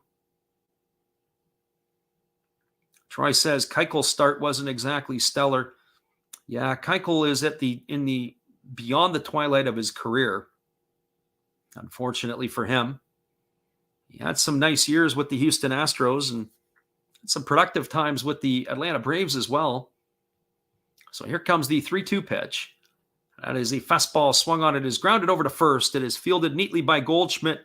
He steps on the bag, and that is going to do it here for the Phillies in their half of the 4th inning. It was a grind for Adam Wainwright. He's able to limit the damage, as the leadoff home run by Rhys Hoskins was the only run of the inning. They did have 3 hits. There were no errors, and there were 2 runners left aboard. We are through 4 complete. It is the Philadelphia Phillies 1, the St. Louis Cardinals nothing. Stick around, everybody. We'll be back in a few after this from our friend Steve Rademacher. This is Steve Rademacher, and I'd like to introduce you to my channel if you haven't seen it before. These are all the things I enjoy: sports, autographs, relics, non-sports Hall of Famers, pseudo-sports, Star Wars. That's my channel name and my name, and I would really appreciate it if you would come check me out and maybe even subscribe if you like it. Thank you for that for now, and back to your ball game. Hey everybody, thanks for checking out the game and Last Raps Baseball. This is Dave's Zero Thought Sports Card. If you like pack openings, baseball, all that good stuff, check us out. Drop a comment on our channel this month to win a mystery pack of cards. All you gotta do is say Last Rap sent you to be entered. And we'll drop a video later on this month announcing the winner. Enjoy the game. Appreciate you, Dave, and your support of our channel, as also Steve Rademacher, his support as well. After the game, be sure to check out their channels and let them know that Last Raps Baseball sent you. Coming up for the Cardinals in their half of the 5th inning, it's going to be Dylan Carlson, Connor Capel, and Andrew Kisner. That is the 7, 8, and 9 hitters in the batting order. It is Zach Wheeler who has pitched fairly well tonight. He actually has had himself into a little bit more difficulty than his counterpart, Adam Wainwright, but Wainwright has been the one that's given up the run, and the Cardinals find themselves in the hole 1-0 right now. Our friend Ruben Hogan was in here earlier, and he was asking about the overs and unders. He says there's a safe bet on the under at 8 or 8.5, whatever it was from Ruben, and I said absolutely it is. When you've got these 2 pitchers on the mound, you know that runs are going to be at a premium. Good pitching always beats good hitting, and that's what we're witnessing here through the first 4 innings. So now that is going to bring up Carlson, Capel, and Kisner. They face the right-hander Wheeler here. The lights are now starting to take effect as the sun has pretty much set in Philadelphia. Only the dawn is only a little bit of the cloud in the skies, and a little bit of the sunlight still remains, but not enough to make effect. So here we go back to the live action, and the first pitch to Carlson is missed for a ball, and it is 1-0. So 1 ball and no strikes to Carlson. Wheeler ready to go back to work quickly. He kicks and delivers. There's a fastball that misses up and in, and the count is now 2-0. So 2 balls and no strikes to Dylan Carlson.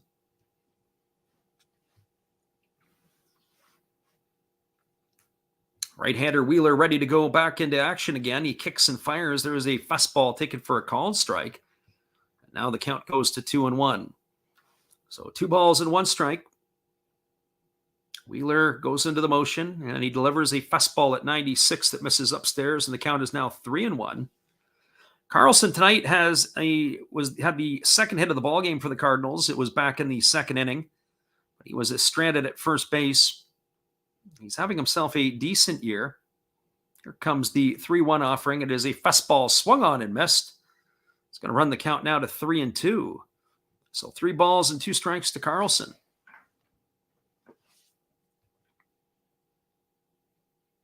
Again, Wheeler ready to go back to work. He kicks and fires. It's a fastball that misses off the outside corner. And Carlson is aboard with a leadoff walk here in the 5th inning. That'll bring up Connor Capel to the plate. The young right fielder is 0 for 1 tonight. He had flown out to left field his first time up. He is now 1 for 5 on the season. This is his second game of the year after getting the recall. So Capel steps to the plate. He bats from the left side against the right-handed throwing Wheeler. He waggles the bat and waits on the first offering from the Philadelphia right-hander. He kicks and delivers. It's a breaking ball that drops in for a called strike, and the count is quickly 0-1. Carlson is a threat to steal. We said he's got 4 stolen bases on the year, so he can run a little bit. Keep your eyes on him, although last season he only had a couple of stolen bases. For a center fielder, you would expect a little bit more. So here comes the pitch. It is a fastball swung on. This ball is lined over to third. Leaping up and making the catch is Bohm. He had visions of being able to go back across the diamond and try to erase Carlson, but Carlson had froze up on that line drive. Bohm had the thoughts of it, but not tonight.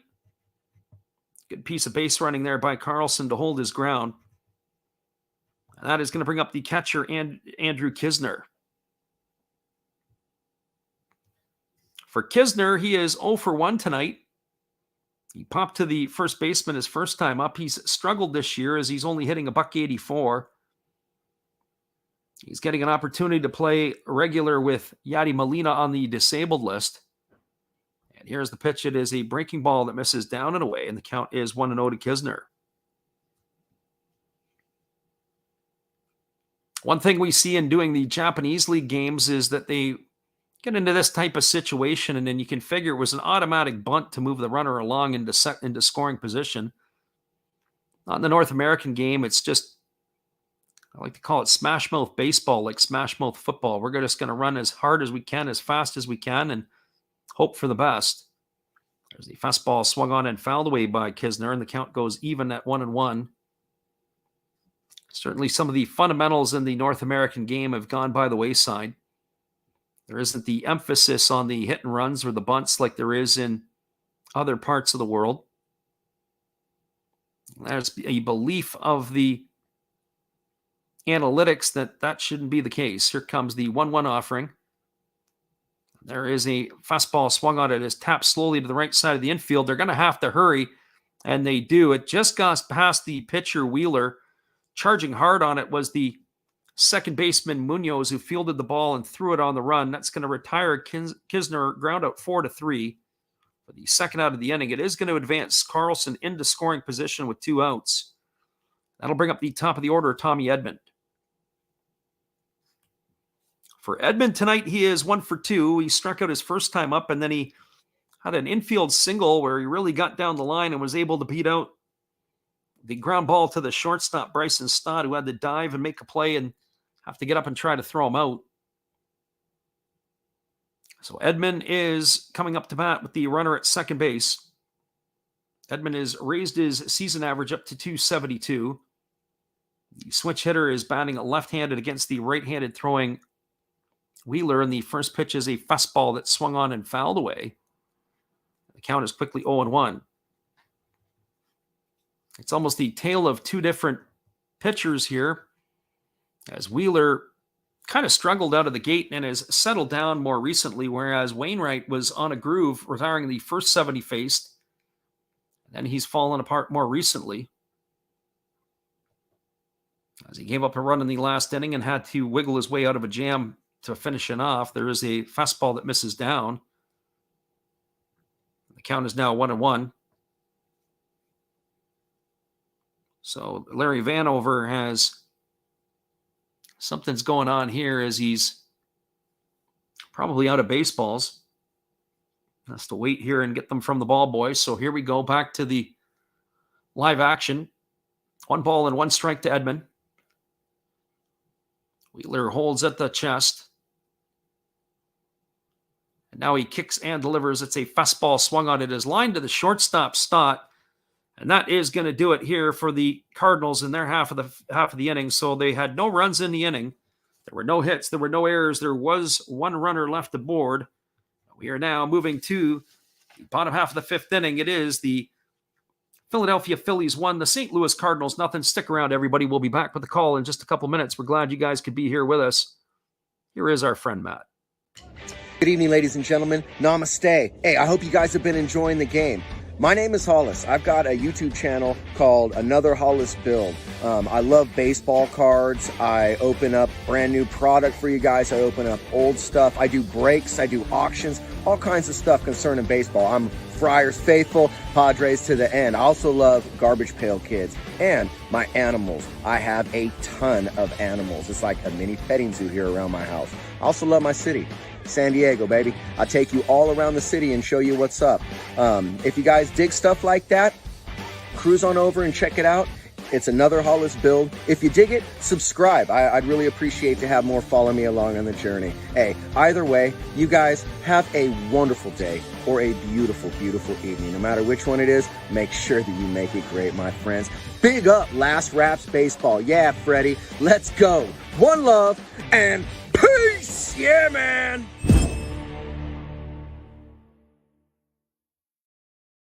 We appreciate you there, Matt. Be sure to check out Matt Hollis after the game. Another Hollis Build for all your entertainment needs. Hang tight, everybody. We'll be back in 30 seconds with the call of the bottom of the 5th inning. 1-0 Phillies over the Cardinals.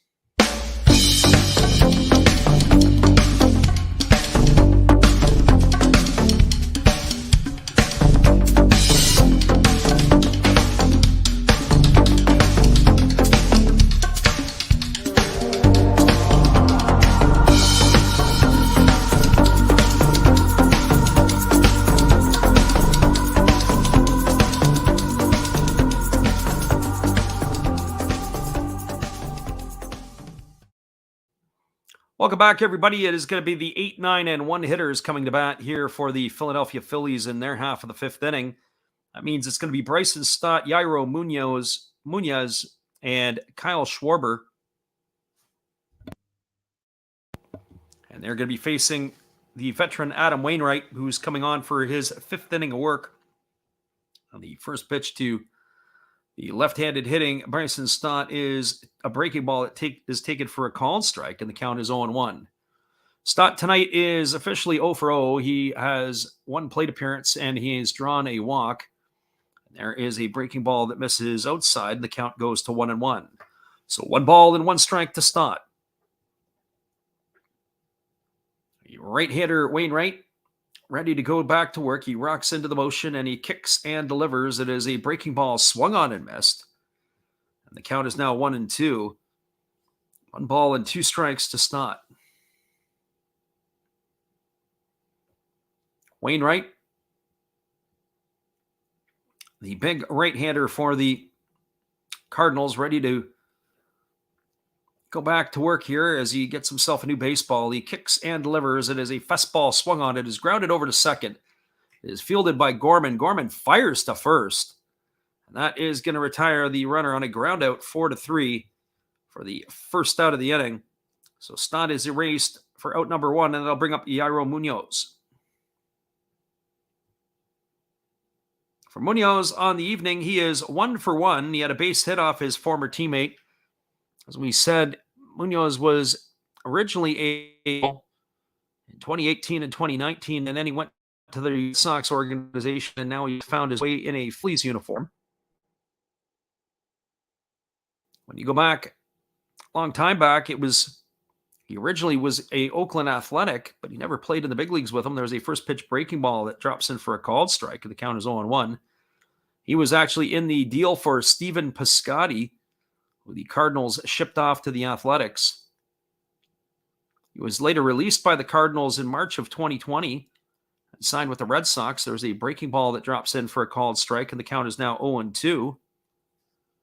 And after a couple of years with the Red Sox, he was granted free agency, and he signed this February with the Phillies. So that is where he is right now. There's a breaking ball that misses down, and the count is 1-2 to Munoz.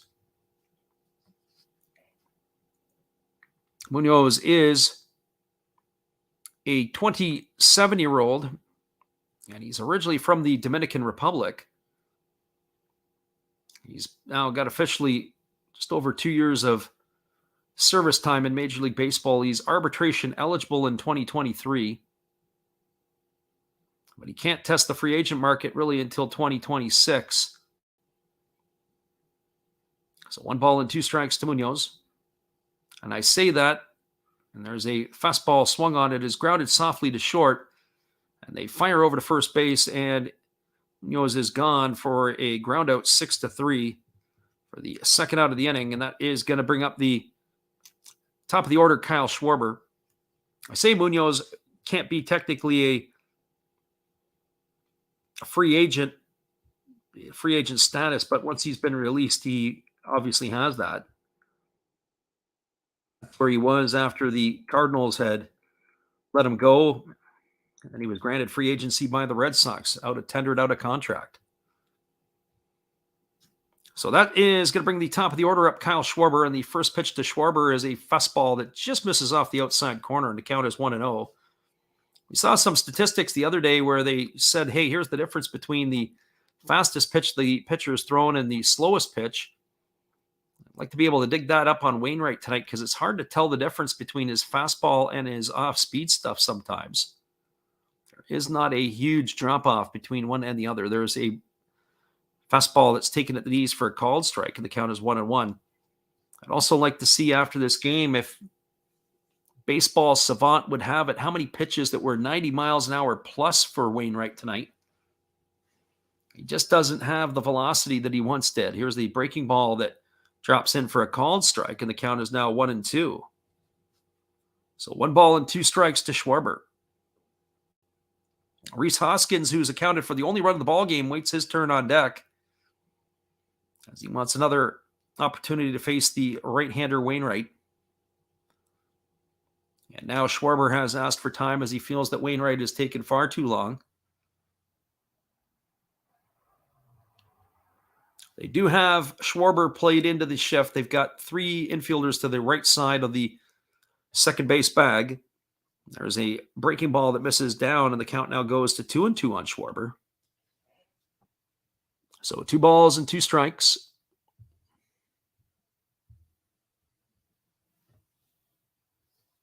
We do appreciate everybody for popping in tonight on Sunday Night Baseball and wish our friends in the United States on a great 4th of July weekend. There's a fastball that comes in on the inside corner, and Larry Vanover has called Schwarber out on strikes. He sure doesn't like the call to Schwarber as he has a few words with the home plate umpire, Larry Vanover, but that is going to do it for out number 3.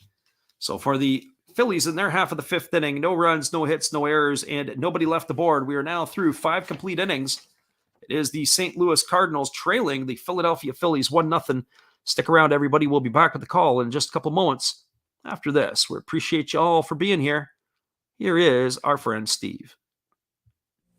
Hello, guys. Thank you for joining Freddie here on his baseball game. And I'm Steve Rademacher, and my channel is really all about everybody, including all my international friends. We have such stuff as non-sport packs from Canada, the OP Cheese. We have the Greek Freak. We have money from around the world. We have Lira. We have Yen. We have francs. We have pounds. We have Deutschmarks. We have all kinds of cool stuff like that. We even have some cooler things like Japanese women wrestlers and OPC baseball cards where I cannot read the back. We even have unopened material like the royal family, I know it's backwards, from London, England. Thank you for watching. Back to Freddie.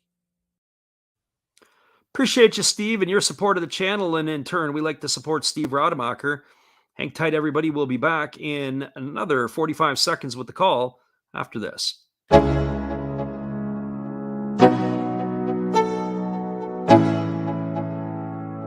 Let's go. Yo, I'm like an addict, ooh, I gotta have it. I ain't even playing, got a really bad habit. If it moves, gotta grab it, fuse like a magnet. Lose, won't have it till I'm doomed in a casket. I ain't playing, got a weird mind. If you work 8 hours, I'ma work 9. If the shit tastes sour, you should taste mine. I'ma stay in power for a long time. Get up, nah, I ain't a quitter. Toss me the ball, I'm a really big hitter. Big picture, I'm a straight killer. Rising the song to the highest bidder. Got juice, got gas, I'ma move fast. New shoes, new tracks, like who's that? I'm new, come back, better than last. Yeah, it's a new me, never gonna... Welcome back, everybody. We are moving to the top of the 6th inning. It is going to be the 2, 3, and 4 hitters in the St. Louis batting order coming up to face Zach Wheeler. It is going to be Brendan Donovan, Paul Goldschmidt, and Nolan Arenado.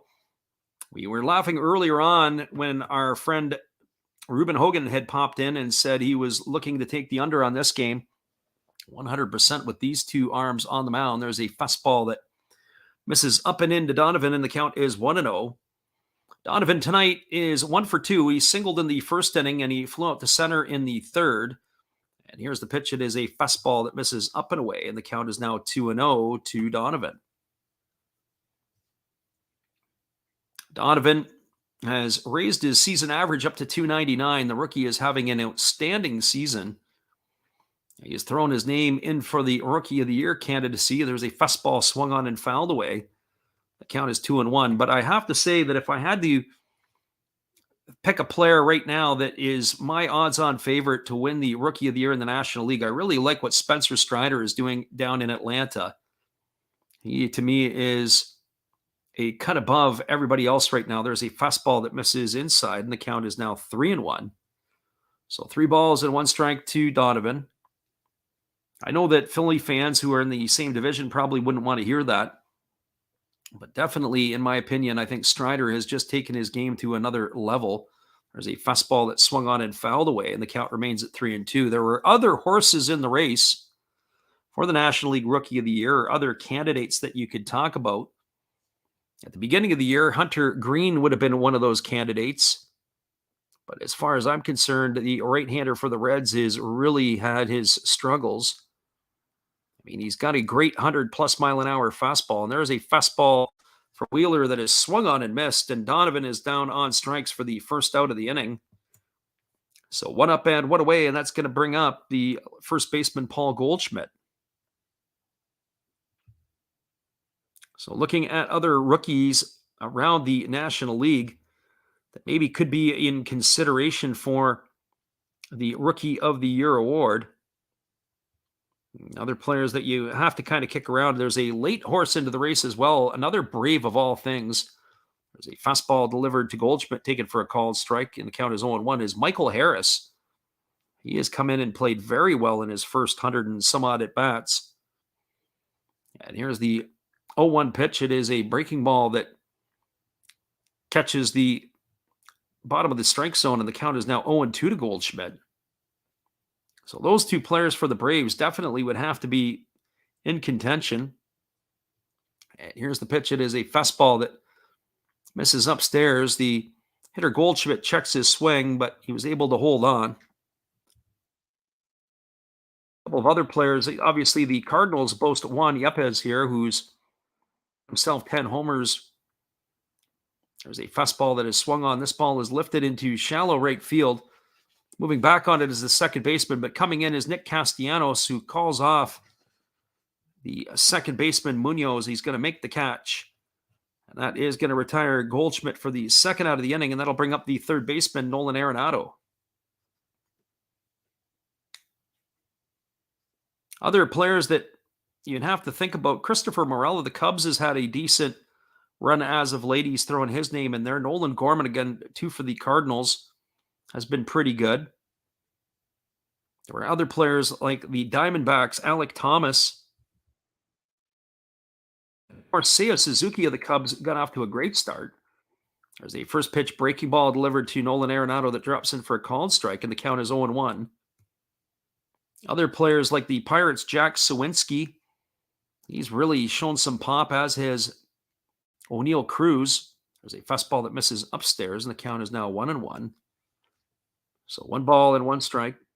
So those are the players, and I think offensively, that would have that in the National League or have to be talked about. And as I say, I'm still putting my thoughts on to Spencer Strider. There's a fastball swung on, and that's grounded foul over on the third base side, and that runs the count to 1-2. Other arms that maybe should be entertained, as we mentioned, we talked about Hunter Green. Also, you got to think Mackenzie Gore. Mackenzie Gore is going to be going, I think it was today or it's tomorrow that he's going head-to-head against Clayton Kershaw. It'd be a great pitching matchup. Here's the pitch. It is a fastball swung on. This ball is popped up over into shallow right center field. Coming in on it is Castellano. He calls off Munoz. He's going to make the catch, and that is going to do it for out number 3. And so the Cardinals go in order here in the 6th inning. They had no runs. There were no hits, no errors, and nobody left the board. We are now through 5.5 innings. It is the Phillies 1, the Cardinals nothing. 95 pitches for Wheeler. Let's keep an eye and see if they bring him back out for a 7th or if it's going to be bullpen time in Philadelphia in the next inning. Hang tight, everybody. We appreciate you all that are here. Gio Garcia says, what team do you want taking the W? To be honest with you, Gio, in this game here, neither one is really of interest to me. We're just calling the ball game here tonight. But it looks like it's going to come down to the bullpens. Hold tight, everybody. We'll be right back. We'll talk a little bit more about the National League Rookie of the Year race after this from our friend, Steve Rademacher. This is Steve Rademacher, and I'd like to introduce you to my channel if you haven't seen it before. These are all the things I enjoy: sports, autographs, relics, non-sports Hall of Famers, pseudo-sports, Star Wars. That's my channel name and my name, and I would really appreciate it if you would come check me out and maybe even subscribe if you like it. Thank you for that for now, and back to your ball game.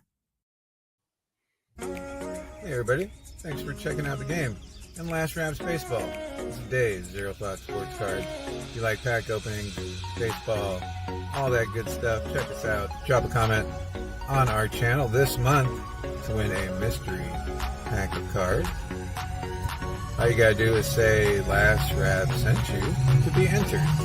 And we'll drop a video later on this month announcing the winner. Enjoy the game. Welcome back, everybody. We are moving to the bottom half of the 6th inning. It is going to be the 2, 3, and 4 hitters in the order for the Phillies. That means Rhys Hoskins, Nick Castellanos, and Derek Hall. Our friend Troy says that it's interesting about Strider. Watched him in Mississippi with the AA Braves. He didn't appear to have that fire then. It was interesting that he had Tommy John surgery after when he went to Clemson. He was originally drafted out of high school by the Indians organization, and then he was redrafted after he had attended Clemson. There's a first pitch fastball to Rhys Hoskins that misses upstairs for ball 1, and the count is 1-0. Hoskins today is 1 for 2. He's accounted for the game's only run with a homer back in the 4th inning. There is a fastball that is swung on and missed, and the count now goes even at 1-1. But to keep on the thought about Spencer Strider, the one thing I learned is that when he was at Clemson, he had a 2-seam fastball, and he had a pitch that was like a slurve, a mix between a slider and a curveball. There's a fastball swung on and missed by Hoskins. The count now goes to 1-2. But the interesting piece about this is that he has now got in a situation where he has developed a 4-seam fastball, and they say that's been the huge difference maker. He's really worked at it. There's a fastball that misses down. The count's 2-2. And you wonder why a player hasn't had a 4-seam fastball to begin with and why he's not working on some other stuff. But sometimes guys are a little bit different than most. When they get into even college ball and pro ball, there's a fastball swung on. This ball is driven to deep left field. This ball's got a chance, but no, it's off the top of the wall. It's fielded by the center fielder, Carlson, who fires it in. Digging hard into second base is Hoskins, who slides in safely. And he has got himself a leadoff double here against Adam Wainwright to begin the 6th inning. That is going to bring up the right fielder, Nick Castellanos. That ball was absolutely scorched into center field, left center field. Had a chance to go as we watch it again on the replay. It hit the top of the wall. He was probably about 1.5 feet from putting that one into the left center field seats. A really nice play there. Really nice swing by Rhys Hoskins. So that brings up Castellanos to the plate, who is 0 for 2 today. The Phillies are looking to pad to their lead here. The first pitch to Castellanos is a breaking ball that misses down and away, and the count is 1-0. Castellanos is hitting .246 on the season. One would have to think the Philadelphia faithful are going to want to see him pick up the pace there a little bit. There is action starting in the St. Louis bullpen as they have a couple of players that are now up and getting stretched out. One would think that this will be the last inning of work for the right-hander Wainwright. So 1 ball and no strikes to Castellanos. Wainwright holds at the belt, and now he kicks and fires. It's a fastball taken for a called strike. And the count is now 1-1. So 1 ball and 1 strike to Castellanos.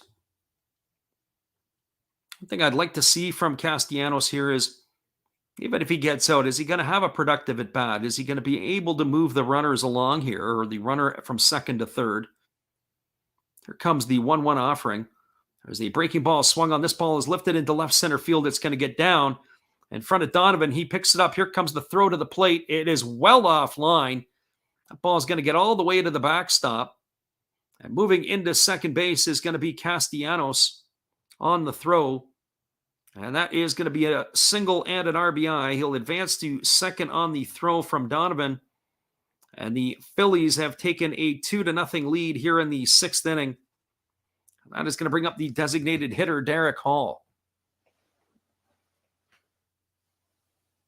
So the Cardinal fans are jumping off the ship here, as Wainwright is getting roughed up a little bit. 2-0 now for the Phillies. One thing I can tell you about the arm from the left fielder, Donovan, as well as he's played, he sure didn't show off anything in that arm there.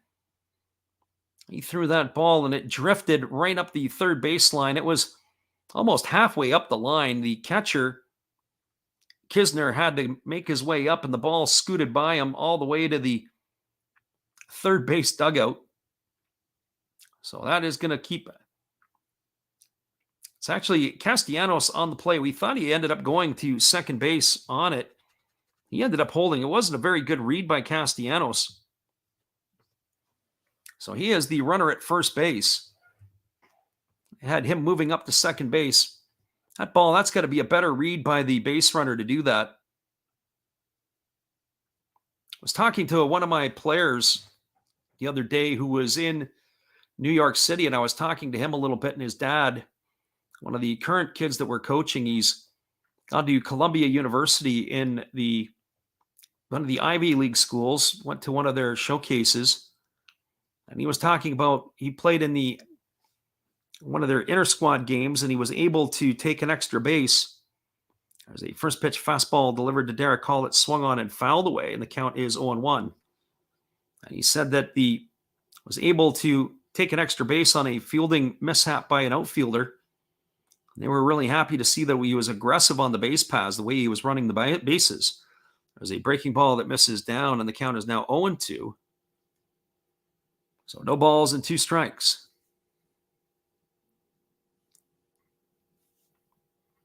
So the Phillies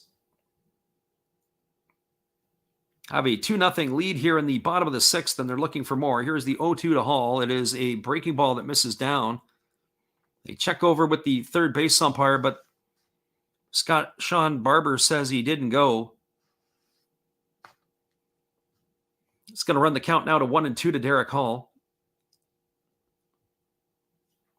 So 1-2 strikes. Our friend Troy says was interesting about Strider when he said he watched him in Mississippi. We talked about this earlier about Spencer Strider and the Rookie of the Year candidate. There's a fastball swung on and missed by Hall. He is retired on strikes for the first out of the inning, and that is going to bring up the catcher, JT Realmuto. I was saying about Strider and how he had added yet an extra pitch, but his game has been elevated to another level. One of the other, I'm jumping around with my stories, but one of the things I wanted to talk about was that base running by mistake by Castellanos on the misread, not being able to take the bag at second base. A couple of things. One, it takes him out of scoring position. The second piece is he's in a double play potential, as you've got JT Realmuto at the plate. Though Realmuto for a catcher runs well, Castellanos, by not reading that overthrow or the poor throw, has still left the Phillies in a potential for a double play. As Realmuto swings through that first pitch, and the count is 0-1 to him. Realmuto is 1 for 2 today. He's got a single and a pop-out. And here comes the 0-1 from Wainwright. And again, Wainwright throws over to first, and getting back in time is the base runner Castellanos. So had Castellanos been able to take second on the overthrow, we wouldn't have a double play potential here set up in this situation. But we do, and that's where Wainwright can get out of a jam here if he can get a ground ball from Realmuto. Here's the 0-1 offering. He kicks and delivers. It is a fastball swung on and fouled away. And now the count goes to 0-2. So it's little things like that that don't show up in the box score. It can make the differences on some games. You have to wonder if that's the case or potentially the case in certain situations. So here comes the 0-2 offering now to Realmuto. Wainwright delivers. It's a breaking ball that misses down and away, and the count is 1-2. So even if Realmuto hits a ground ball or hit a ground ball, if Castellanos was on second, there would have been a chance for him to advance to third base. But here he's got a chance. It's a rollover. There's a chance for the 6-4-3 or 5-4-3 double play. So here's the 1-2 pitch. There's a fastball swung on, and it's lifted foul into the seats down the right field line. Keeps the counts at 1-2. So 1-2 strikes it is.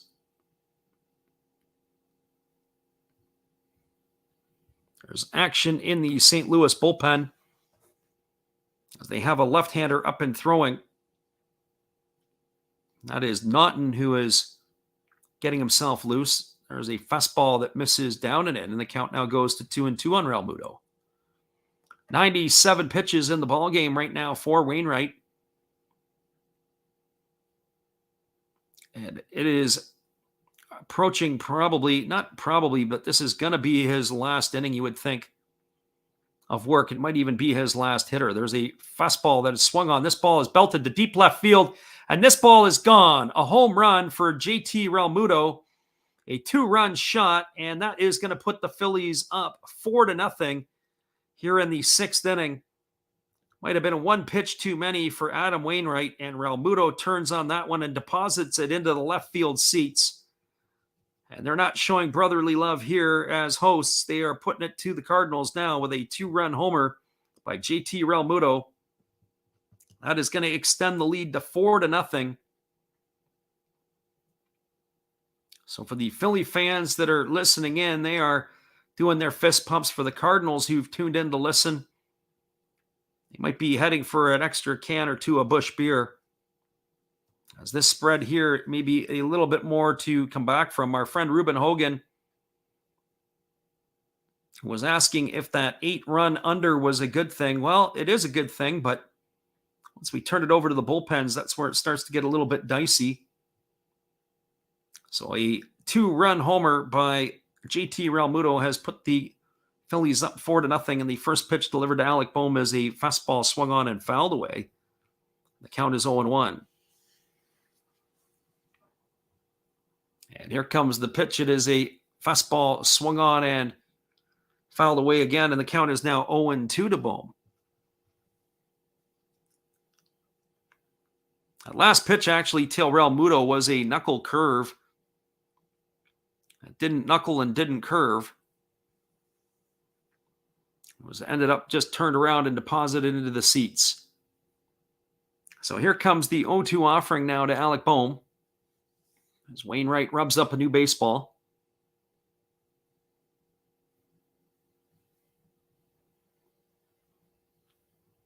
Wainwright is exactly at pitch number 100 right now. We have a little pause in the action as there's a little delay on the field. It's always a bit frustrating when the game is going on and there's always somebody who wants to take it away from themselves. That's why they end up taking them into the jail cell and giving them a free night stay at the Crowbar Hilton. So no balls and 2 strikes to Bohm.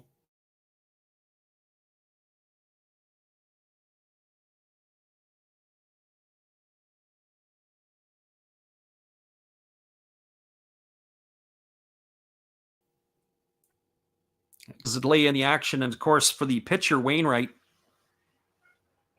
that's the way it goes. Yeah, our friend Troy says he heard about the taking the bad running out, and obviously JT Real Muto took that out of the equation by putting the ball into the seats. But that is something, the bad base running, little mistakes. I think I was talking earlier about, not in this game, but one of our other streams, we were talking about there's a player named Kevin Barker, a former player. He used to play in, I believe, Milwaukee. He was with the Red Sox and the Blue Jays, a bunch of organizations. And Barker does some in-studio stuff up for the Toronto Blue Jays. And he was talking at the beginning of the season. And they asked him point blank. They said, who do you think's going to win the American League East? And he felt it was a 4-team race at the beginning of the season. There's a fastball that catches the outside corner, and Bohm goes looking for a called third strike. He is retired for out number 2, and that is going to leave it all up to Odubel Herrera.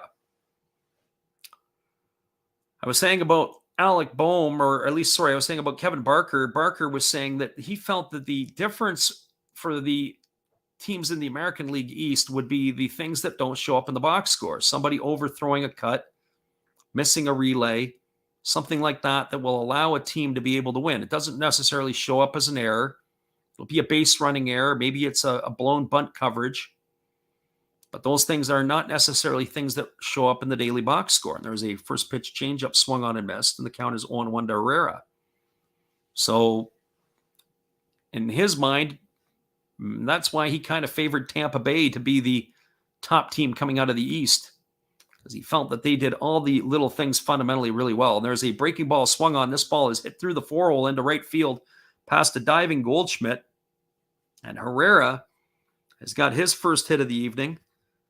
It's going to be a single, and that is going to bring up Bryson Stott. And we're going to keep our eye on the coaching staff here for the Cardinals if Adam Wainwright maybe has seen his last batter. And that looks like exactly what's going to happen as the Cardinals manager is making his way to the mound. And he is calling for the left-hander. And we're going to come back here in just a couple moments as they do have a pitching change. So Herrera is the runner at first. 3 runs are on the board here for the Phillies in their half of the 6th inning. We have a 4-0 ball game on our hands. Hang tight, everybody. We'll be back in just a couple moments. We'll carry on our conversation about bad baseball or things that don't show up in the box score that end up hurting you. We'll be right back in just a few.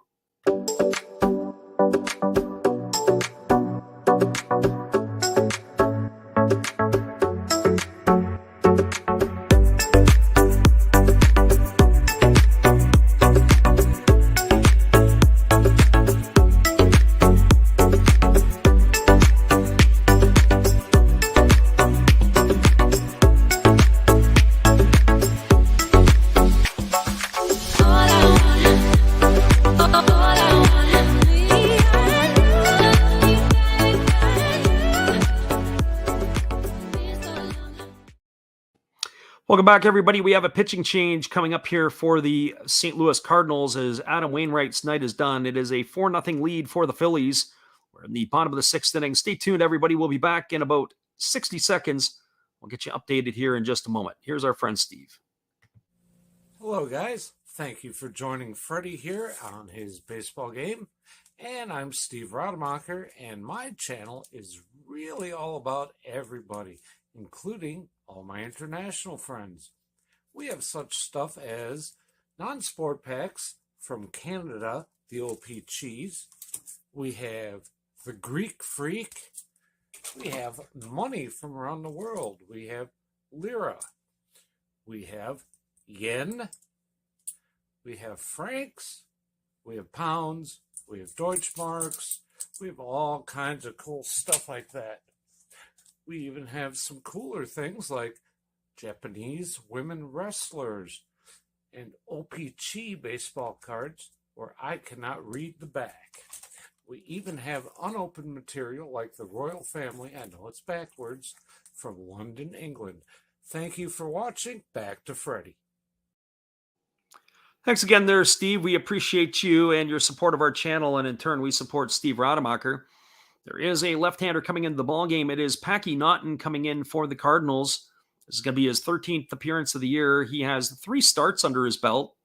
He has worked 16 innings. He has allowed 18 hits, 9 runs, all of which have been earned. He's walked 4 and struck out 15, and he's pitched to a ERA of 5.06.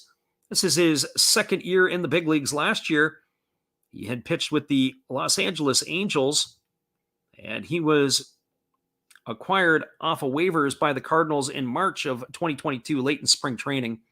So he is in the ballgame to face the switch-hitting Bryson Stott, or is checked out the left-handed hitting Bryson Stott. And the first pitch to Stott instead was flipped over to first base to bring the runner Herrera back. So Naughton now ready to go to work. He kicks and delivers. It is a fastball swung on. This ball is popped up down the left field line. Coming over is Donovan. He has to pick up the speed. He makes the catch. And that is going to do it on one pitch. Stott is retired for the 3rd out of the inning. So for the Phillies, the damage had been done here in the 3rd inning. The big blow, the 2-run homer by GT Realmuto. They had 3 runs in the inning on 4 hits. There were no errors and runner left aboard. We're now through 6 complete. It is the Philadelphia Phillies 4, the St. Louis Cardinals nothing. Stick around, everybody. We'll be back with the call at the top of the 7th inning after this. We're glad you guys could pop in here with us. Hold tight. Here is our friend Matt. Good evening, ladies and gentlemen. Namaste. Hey, I hope you guys have been enjoying the game. My name is Hollis. I've got a YouTube channel called Another Hollis Build. I love baseball cards. I open up brand new product for you guys. I open up old stuff. I do breaks. I do auctions. All kinds of stuff concerning baseball. I'm Friars faithful, Padres to the end. I also love Garbage Pail Kids and my animals. I have a ton of animals. It's like a mini petting zoo here around my house. I also love my city. San Diego, baby. I'll take you all around the city and show you what's up. If you guys dig stuff like that, cruise on over and check it out.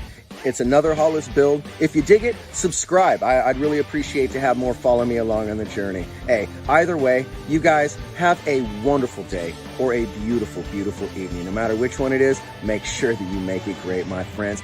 Big up Last Raps Baseball. Yeah, Freddie, let's go. One love and peace. Yeah, man. Appreciate you, Matt, and your support of our channel. We'll be back in 30 seconds with the call at the top of the 7th inning. Hang tight, everybody. We'll be right back.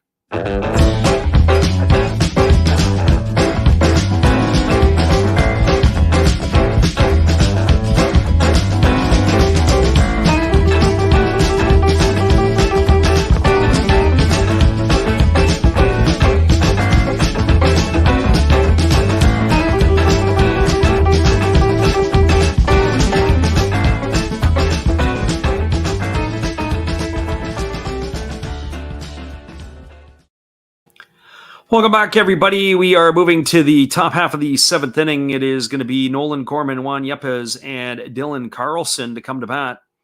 We're just looking to see if there's been any changes yet for the Philadelphia Phillies or if Zach Wheeler is still going to be in the ball game. And by all accounts, it does look like that Wheeler is coming back out for his 7th inning of work. So Wheeler is staying in the game. He is going to be facing Gorman, Yepes, and Carlson. And the first pitch is a fastball that is swung on and fouled away. The count is 0-1 to Nolan Gorman. Gorman tonight is 0 for 2. He has struck out and he has flown to right field.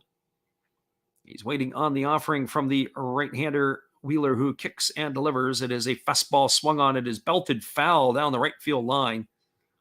It's going to run the count now to 0-2 on Gorman. We were talking earlier about rookies of the year in the National League, and this is, of course, another one here. The fine rookies that the Cardinals have been able to roll out this year. Donovan, Gorman, and Yepes all having themselves decent years. There's a fastball that misses outside, and the count is 1-2. But as I said earlier, I think in my book, it is Spencer Strider, who I think is going to win the National League Rookie of the Year. He is on a roll right now for the Braves. There's a fastball swung on and fouled away, and the count remains at 1-2. Of course, early in the year, Seiya Suzuki jumped off with a hot month of April for the Cubs. And there was thoughts that he might be running away with it. But Suzuki got himself hurt, and he's really been out of the lineup for the past month or so. So here comes the 1-2 offering. It is a breaking ball that is swung on and fouled away. The count remains at 1-2 on Gorman. But definitely there are some candidates for the Rookie of the Year across the National League. Our friend, the Living Room, jumps in and he says it's 20-9 for the Stallions over the Stars at halftime. There's a fastball that misses for a ball, and the count is now 2-2. So 2 balls and 2 strikes. Maybe that's where everybody is watching USFL football on the United States holiday weekend. So here comes the 2-2 offering to Gorman. Wheeler gets the sign. He rocks into the windup. He kicks and delivers. It is a breaking ball that misses down and in. And the count now goes to 3-2. This was a problem earlier in the ball game as the right-handed Wheeler had been taken to full counts on a few occasions. For the most part, he's been fairly decent tonight.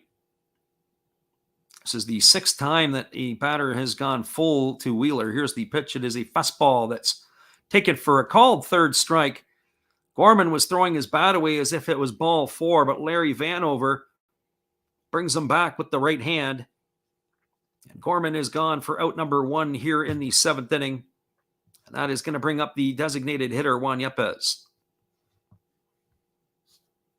So Yepes is 0 for 2 tonight. He's grounded to short and popped to the first baseman. Certainly Gorman didn't like that call. We got the replay on it, and it looked pretty good. So Gorman flicked the bat away in disgust. I think Larry Vanover got that call right. There's a fastball that's taken for a called strike. Count is 0-1. And even if he did miss the call, he didn't miss it by much, did Vanover, because it was too close to take with 2 strikes. So no balls and 1 strike to Yepes. Wheeler rocks into the motion. He kicks and delivers. It is a fastball swung on and fouled away, and the count now goes to 0-2. So no balls and 2 strikes to the Cardinals' designated hitter. Dylan Carlson will wait his turn on deck as he is waiting for Yepes' bat to finish. Here comes the 0-2 offering. Wheeler gets the sign from his catcher, Realmuto, and now he rocks into the motion. He kicks and he fires. And there is a fastball swung on. This ball is pulled foul down the left field line. It's going to reach the seats. That is going to keep the count at 0-2. So no balls and 2 strikes. Yepes is digging himself back in as the right-hander Wheeler is rubbing up a new baseball. So here comes the offering. It's 0-2, and Wheeler kicks and delivers. It is a fastball swung on and missed. Yepes has gone down on strikes for out number 2, and that is going to bring up the center fielder Dylan Carlson. I've only got that as the 5th strikeout in my books for the starter Wheeler tonight, but 3 of them have come in the last inning and 2/3. He is heating up as the game has gone on. So Dylan Carlson now steps to the plate. He's been on base twice tonight. He has singled and he has walked.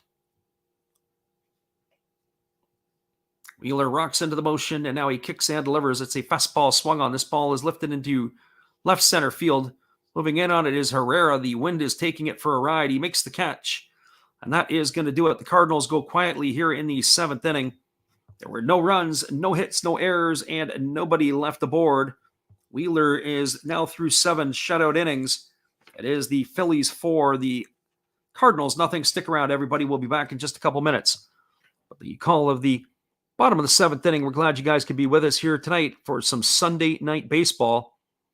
Here is our friend Matt again. Good evening, sports fans. I hope you all have been enjoying the game. This is just another message from another Hollis build. I hope that your team is in the lead, but if not, remember, that's life. That's what all the people say. You're riding high in April, shot down in May. But you know I'm gonna change that tune. When I'm back on top in June. I said that's life. And as funny as it may seem, some people get their kicks stomping on my team, but I don't let it get me down. 'Cause this fine old world, it keeps spinning around. I hope you enjoy the rest of the game, and if it remains the same, remember, that's life. You want your fill? Go check another Hollis build on YouTube. Last Raps Baseball. Let's get back to the game. Let's go! You know that's life. You know it. One love and peace. Welcome back, everybody. We are moving to the bottom half of the 7th inning. It is a 4-0 lead for the Philadelphia Phillies. The big blows tonight have come in a solo shot by Rhys Hoskins, a RBI single by Nick Castellanos, and a 2-run shot by JT Realmuto. That has accounted for the 4 runs in this ball game. Zach Wheeler has gone 7 strong innings, shutout innings, as he's thrown 108 pitches, and he is completed through 7. I'll be curious to see if his day will be done after this, as he has held the Cardinals in check through the 7 innings of his work. Packy Naughton came in replacement of Adam Wainwright in the top of the 7th inning. On a 1 pitch, he retired the final out of the inning. So we'll see where the Cardinals are set right now to see how they're going to deal with their pitching here the rest of the way out as they are into their bullpen. And we're just waiting here on the return to the action in just a couple moments. So Wheeler's day is potentially going to be done. I'd be shocked at 108 pitches if he's going to be coming back into the ballgame. So hang tight, everybody. We're just cleaning up some of the 7th inning festivities. We'll be back in 30 seconds with the call. Hold tight. We're glad you guys are with us.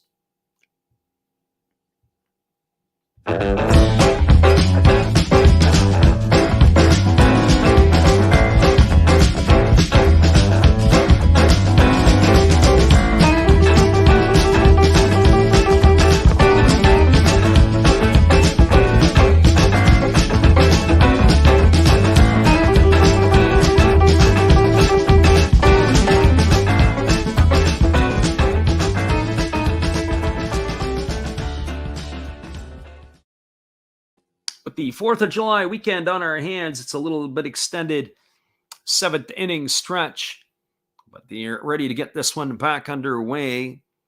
And we are glad that we could be here with you. It is the 9-1-2 hitters in the batting order coming up for the Phillies. It'll be Yairo Munoz, Kyle Schwarber, and Rhys Hoskins to get things going here in the 7th inning. And the first pitch from Packy Naughton is a breaking ball that is swung on and missed, and the count is quickly 0-1 to Yairo Munoz. For Munoz today, he is 1 for 2. Both of his at-bats came against Adam Wainwright. He had a single in the third inning. Eventually was erased on a double play, and he grounded to short. And there is a fastball that misses for a ball, and the count is 1-1. So Naughton ready to go back to work. He kicks and delivers. There is a fastball swung on it. It is grounded up the middle. It is backhanded neatly by the second baseman, Gorman. He throws to first. That's going to be a ground out 4-3 for out number 1. And that'll bring up the left fielder, Kyle Schwarber. So Schwarber steps to the dish. He is 0 for 3 tonight. He has popped to the first baseman. He's grounded into a double play, and he has struck out looking. So 0 for 3 for Schwarber. His average has dipped to 215 on the season. He does have 23 homers to go with 51 runs batted in, all in the top spot of the batting order. And he pitches a breaking ball that drops in from Naughton for a called strike, and the count is 0-1. Naughton last year with the Angels appeared in 7 games. He had 5 starts. The left-hander delivers. It is a breaking ball that misses down and away.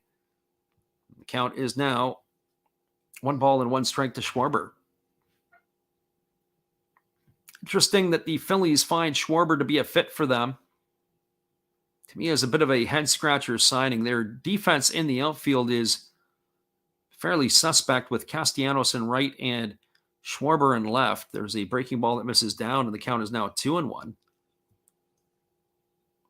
At times, it would probably be a downright horror show with the outfield. Castellanos, watching him in Cincinnati last year, he really does not have a strong arm from right field. I remember seeing a couple of games where he was 85 miles an hour. That's not good enough.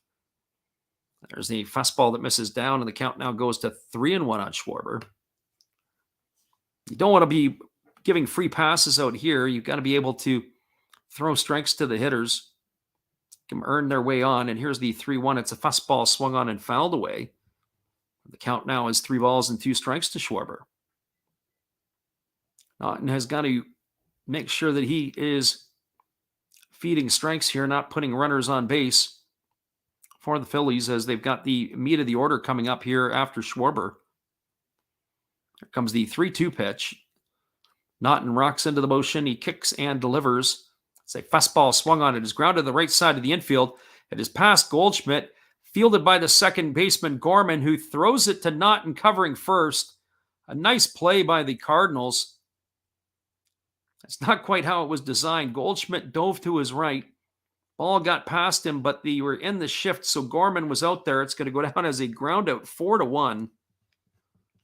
And that is going to retire Schwarber for the second out of the inning, and that'll bring up Rhys Hoskins.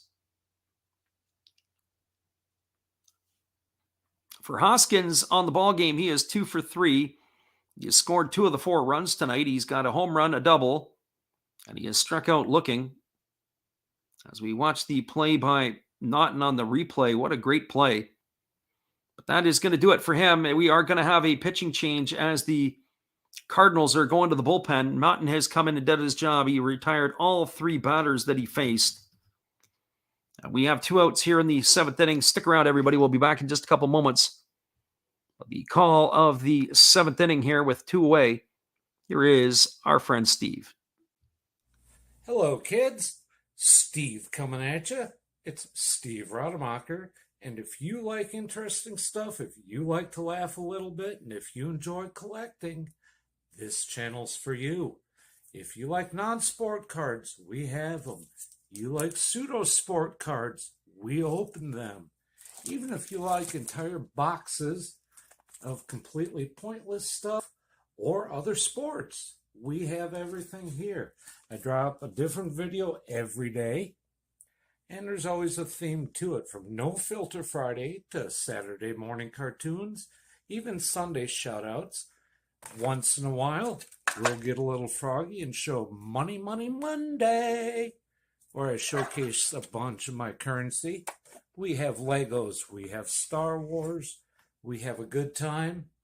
We even have my brother on Takeover Tuesday. Be there or be square. Back to Freddie. Thanks again, Steve. We have a pitching change. They're going to the bullpen are the Cardinals. It is going to be James Nail coming into the game. The right-hander is a 6'4" righty who stands at 185 pounds.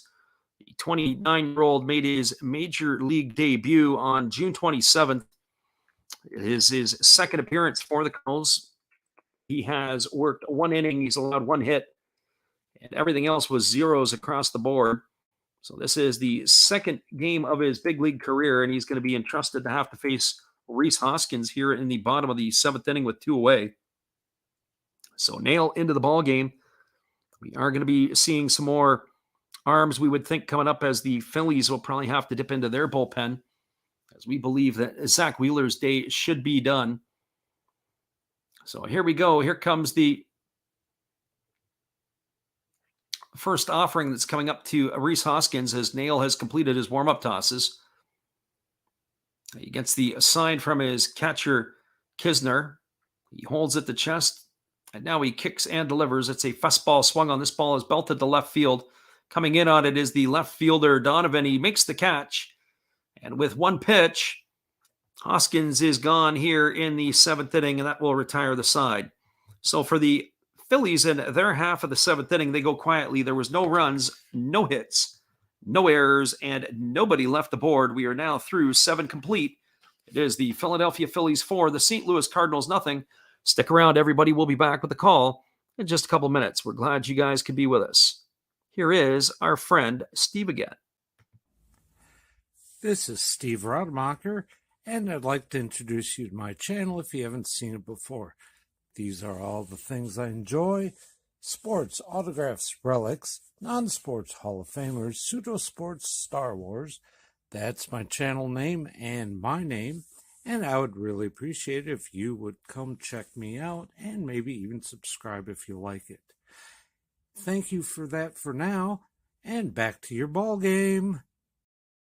Hey everybody, thanks for checking out the game and Last Raps Baseball.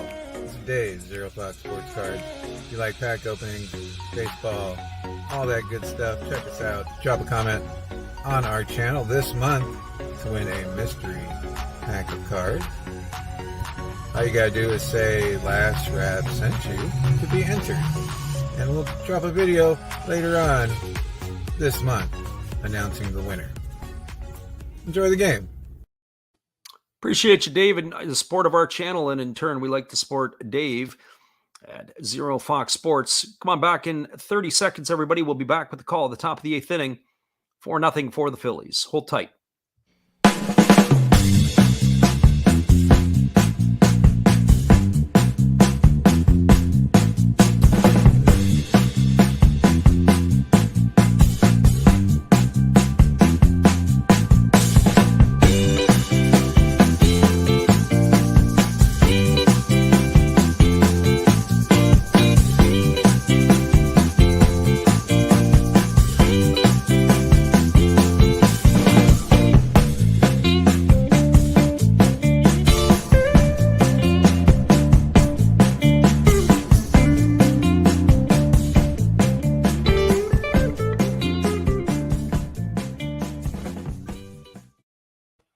Welcome back, everybody. We are moving to the top of the 8th inning. It is going to be the 8, 9, and 1 hitters coming up to bat for the Cardinals. That's Connor Capel, Andrew Kisner, and Tommy Edman. They're going to be facing a right-hander in Nick Nelson, who is coming on to replace Zach Wheeler. For Nick Nelson on the season, he has got himself a 2-1 record. He is going to be appearing in his 21st game. He's got 38 innings under his belt. He's allowed 32 hits. He's given up 20 runs, 19 of which have been earned. He's walked 18 and struck out 35. So he is taking over here in the 8th inning. The bullpen certainly hasn't been one of the highlights of the Phillies team this year, but a 4-run cushion here in the 8th inning should be enough, you would think, to be able to seal this one out. The first pitch is a 97-mile-an-hour fastball from Nelson that misses down for ball one, and the count is 1-0. 6 outs for the Phillies to get, and they'll close this one off against the Cardinals. So Nelson ready to go back to work. He gets the sign from his catcher, Realmuto. And now he kicks and delivers. There's a fastball that misses down in the dirt. The count is now 2-0 to Capel. So Capel, Kisner, and Edmond here to face the right-hander in the 8th inning. The Phillies, on the benefit of some timely hitting and a couple of home runs, have a 4-0 lead. And here's the pitch from Nelson. It is a breaking ball that is swung on and fouled away. And the count is now 2 balls and 1 strike. So 2 balls and 1 strike to the left-handed hitting Capel. Check that, 1 ball and 2 strikes. They've got it up here as now. We had it at 2-1, so I'm going to keep it at 2-1 because that's what we think it is. And here comes the pitch. It is a fastball swung on. It doesn't matter now. This ball is lifted into shallow right center field. Drifting over on it is Herrera, and he is going to make the catch. And that is going to retire Capel on a fly ball to center field for out number 1. I say that sometimes because the scoreboard sometimes doesn't always have everything in place. And you have to do your double take. You have to do your check to see what that is. And it's definitely one of those positions or one of those situations that you have to keep your eyes on the scoreboard if it's incorrect or not. So that is going to bring up Kisner. Kisner is 0 for 2 today. He has popped to the first baseman and grounded to second. And the first pitch is a breaking ball that is down. They appeal down to the first base umpire, David Rackley, and he goes up with the right hand. And that is going to be a called strike on Kisner, and the count is 0-1. So no balls and 1 strike to Kisner. Kisner waggles the bat, batting from the right side against the right-handed throwing Nelson. And here's the pitch. It is a fastball that misses upstairs. Again, they go down, and this time David Rackley, the first base umpire, said that he didn't go, and the count now is 1-1. So 1 ball and 1 strike. That time, Rackley is hearing it from the first base dugout. Boy, oh boy, that one there, that pitch looked like for sure he went. The pitcher, Nick Nelson, his reaction with the jaw dropping, he can't believe he didn't get that call. There's a breaking ball that just misses up and in, and the count is now 2-1 to Kisner. That can be a tough call for the first base umpires. They have to make the decision if he offered or not. His opinion, he didn't. It sure looked like to us he went around. So here comes the 2-1 pitch. And there is a breaking ball that misses outside. It's now 3-1. And sometimes that has a way of setting up how you're going to pitch the hitter differently.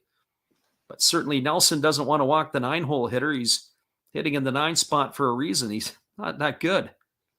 So here comes the 3-1 pitch to Kisner. Otherwise, he'd be hitting in the top 4 spots in the batting order. There's a fastball that misses down, and Kisner is going to get himself a 1-out walk. That is going to bring up the shortstop, Tommy Edman.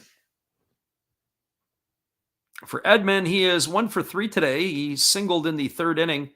He struck out and lined out to the shortstop in the 5th inning. So 1 hit and 3 trips to the plate. That single that he had was a infield single as Bryson Stodhead drove to his left to stop the ball, and he was able to leg it out, but he was stranded at first base as the Cardinals couldn't do anything with it. Here's the first pitch now to Edman. It's a fastball taken for a called strike, and the count is now 0-1. Our friend who was in the chat earlier on, Ruben Hogan, was asking if the over-under would have been intact at 8, and we said, yeah. The only problem now is we have to take into effect the Philadelphia bullpen. This could be a bit of a scary scenario here for the Phillies. They have a 4-0 lead, and there's the pitch from Nelson. It's a breaking ball, but Larry Vanover, the home plate umpire, exits stage left, calling time. The pitcher, Nelson, is unimpressed, as he's going to have to do this pitch all over again. So no balls and 1 strike to Edman.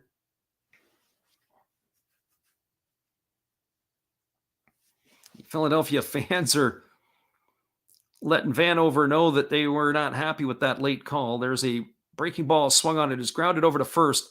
Nice play by Hoskins, who fields it. He flips it over to Nelson covering. And that is going to retire the batter Edman on a ground out, 3-1. He's going to be out for the second out of the inning. It does advance Kisner over into scoring position at second base.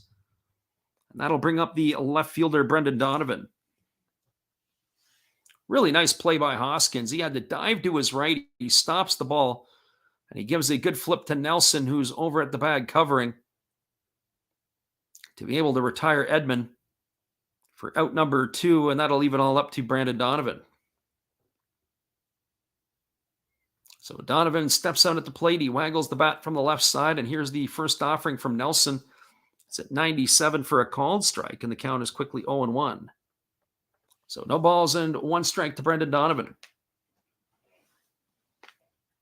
Donovan has a single and 3 trips tonight. He's also flown to center and struck out. Nelson checks the runner at second, and now he kicks and delivers. It's a fastball swung on and fouled away. Count is now 0-2.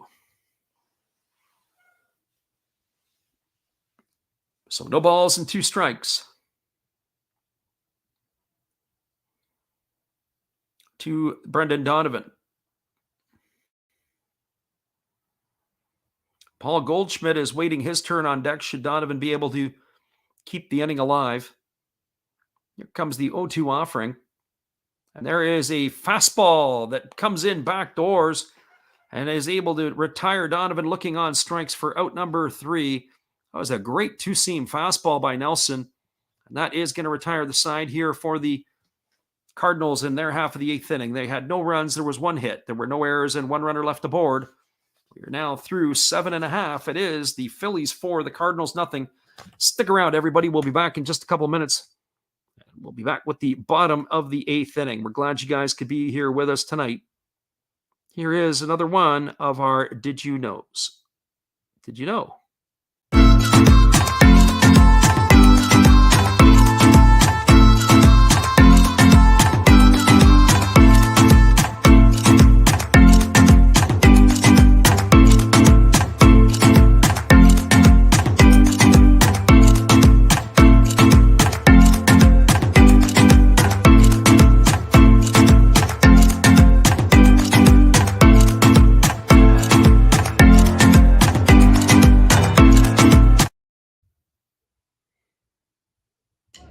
Good evening, ladies and gentlemen. Namaste. Hey, I hope you guys have been enjoying the game.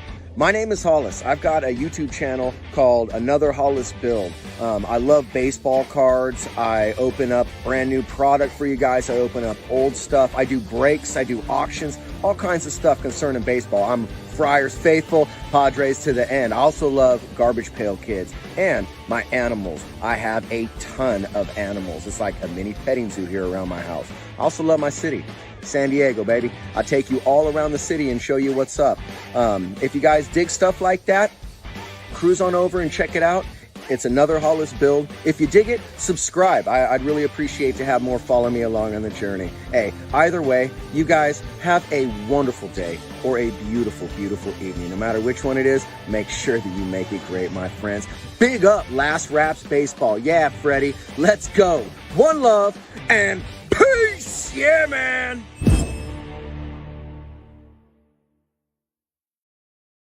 We appreciate you, Matt Hollis, and your support of our channel. And in turn, we like to support Another Hollis Build. Be sure after the game to go check out Matt's channel. We are moving now to the bottom of the 8th inning. It is going to be Nick Castellanos, Derek Hall, and JT Realmuto to come to bat for the Phillies in their half of the 8th inning. So 3, 4, and 5 in the batting order as they are ready to get this one back underway. The Cardinals had gone to the bullpen to bring in James Nail, and he is back on in relief. Only threw 1 pitch to get out of the 7th inning, and here's the first pitch. It is a breaking ball waved at and missed by Castellanos. The count is quickly 0-1. Castellanos tonight is 1 for 3. He singled and knocked in a run his last time up. He's flown to right and grounded out to second. Nail gets the sign from his catcher. He comes set at the chest, and now he kicks and delivers. It is a breaking ball that's taken for a called strike. Castellanos is now in the hole 0-2. So no balls and 2 strikes to Castellanos. Nail working quickly, gets back on the rubber, and he's ready to go back to work. He holds at the chest, and now he kicks and he fires. It is a breaking ball swung on. It is lifted foul into the seats down the first base line. It's going to keep the count at 0-2 to Castellanos. We were commenting a little bit on Castellanos' base running in the last time he was up to bat. Even though he hit the single and knocked the run in, he did a poor job of reading the overthrow. It was obviously erased by JT Realmuto when he hit the 2-run shot. But it's little things like that that either win or lose ball games sometimes. That is the enigma of Nick Castellanos. There's a fastball swung on and fouled away. The count remains 0-2. In some ways, it's a question why the Tigers didn't re-up him and basically didn't extend him, I should say. They have money. They were on a rebuild. And you wonder if that was the kind of player that was going to be able to lead your squad or to be a leader and carry them forward with the young core that would be following behind them. So no balls and 2 strikes. Here's the pitch to Castellanos. It is a fastball that misses down, and the count is 1-2. Of course, Castellanos ended up where he bounced around a little bit after Detroit. When you think about where his career has taken him, he's with a few organizations now. Once he left the Tigers, they sent him and cash to the Cubs for Paul Rickon and Alex Lang. Alex Lang is up with the big club right now. There's a breaking ball that misses down, and the count is 2-2. And then he signed as a free agent with the Cincinnati Reds back in 2020. Played a couple of seasons with the Reds, and now he's found himself in a Philadelphia uniform. I have to say his offensive numbers with the Reds were pretty impressive. But he hasn't been able to quite duplicate that yet. There's a breaking ball that misses down and away. It gets by the catcher Kinzer and goes all the way to the backstop, and that's going to run the count now to 3-2 on Castellanos. The question in Detroit was his glove. They had him playing third base, and then they started putting him in the outfield, and then when the Cubs had him, he was mainly an outfielder, and the Reds had him playing in the outfield, but he's really not a true outfielder. His arm does not particularly play very well from the outfield. His mobility is not the best, as he's not really a true outfielder, but they've got to find a place for his bat to play in the lineup. And here comes the 3-2 offering. It's a fastball swung on. This ball's hit the right field. Coming over and toward the foul line is the right fielder Capel, and he's going to make the catch.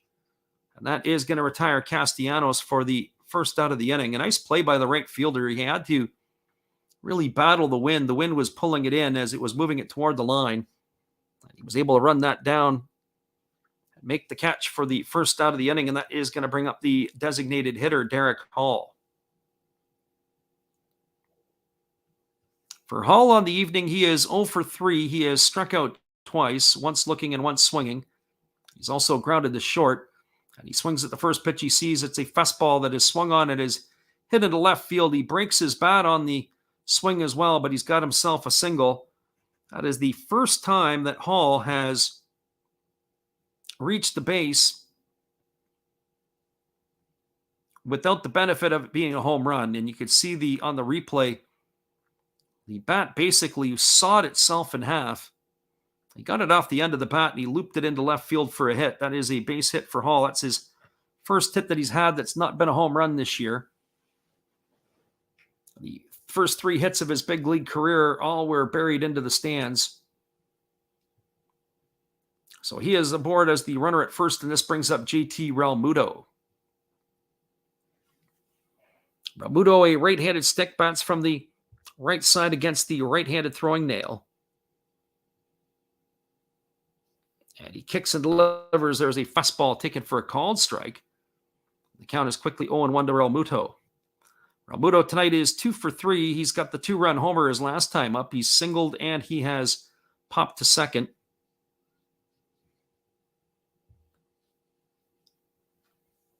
Here comes the 0-1 offering. Nail holds at the chest and he delivers. It is a fastball swung on and fouled away. The count is now 0-2 to JT Realmuto.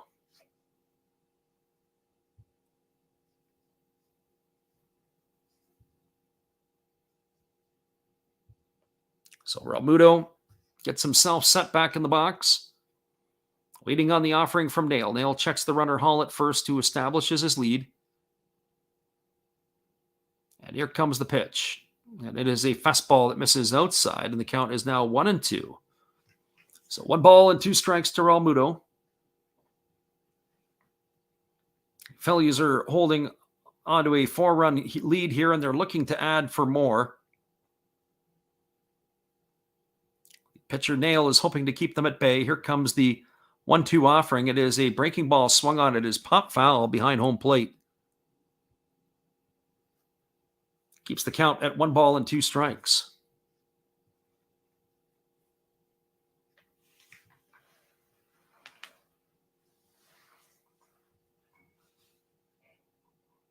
So 1 ball and 2 strikes to Realmuto. Nail holds at the chest, and he kicks and delivers. It is a fastball swung on. This ball is hit to left field. Coming towards the foul line is the left fielder Donovan, but he's going to watch it sail into the seats. And that is going to keep the count at 1-2 on Realmuto. So 1 ball and 2 strikes.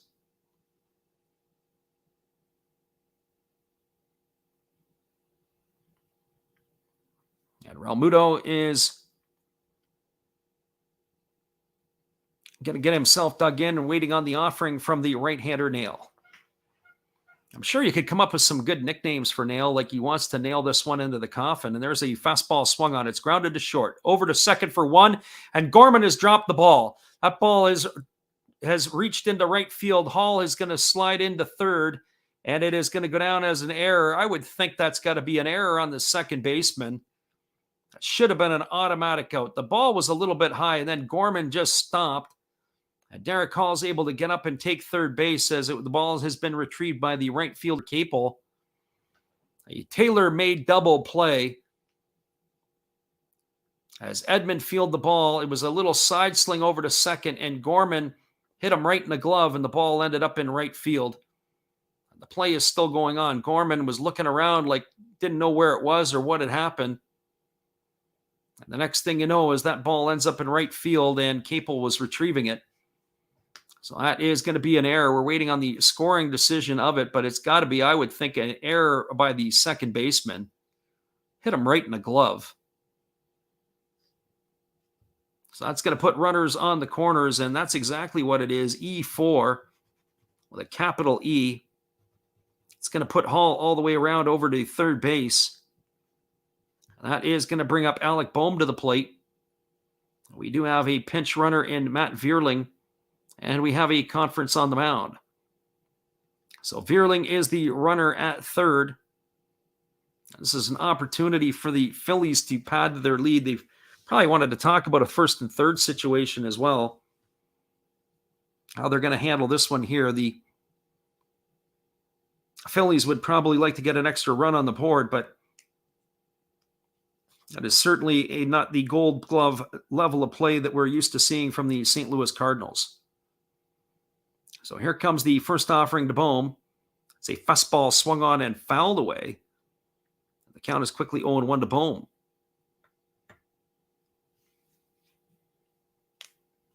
So some careless baseball by the young Cardinals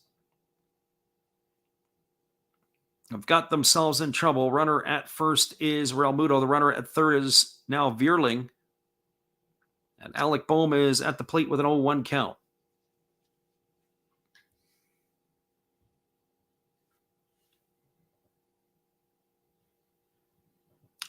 Boehm waggles the bat at the plate, waiting on the offering from the right-hander Nail, who kicks and delivers. It is a fastball swung on and lifted foul.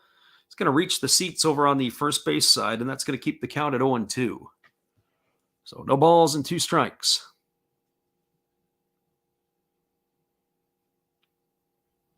Waiting on deck is Dubal Herrera, as he will come to bat if the batter Alec Boehm can keep the inning alive here. Anything but a double play. I'll bring Herrera to the stick, and here he go. Here comes the 0-2 pitch. There is a fastball that misses down, and the count is now 1-2. And JT Realmuto has taken second base. You'd have to say that was stolen by him. I'm going to see if it's a stolen base or defensive indifferent. I'm pretty sure that's going to be a stolen base. I'll just wait on the scoring decision for that one. But now they've got runners at second and third. They've taken the double play away. And here comes the 1-2 offering to Bohm. It's a breaking ball that misses down and away, and the count now goes to 2-2. So 2 balls and 2 strikes. We haven't seen the decision yet, but it is going to be the 11th stolen base of the year as it is for Realmuto. So here comes the 2-2 pitch. And that is a fastball swung on and missed. Alec Bohm swung at ball 3, but that is going to retire him on strikes for the second out of the inning. That is going to leave it up to Odubel Herrera. For Herrera on the evening, he is 1 for 3. He's grounded to the first baseman twice, and he is singled. At his 3 trips to the plate, he has raised his batting average to .244 on the evening.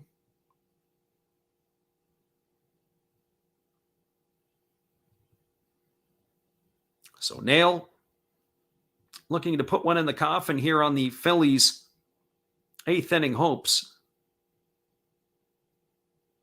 Herrera's got a really, really wide open stance. And here comes the pitch. It is a fastball right down the middle for a called strike, and the count is 0-1.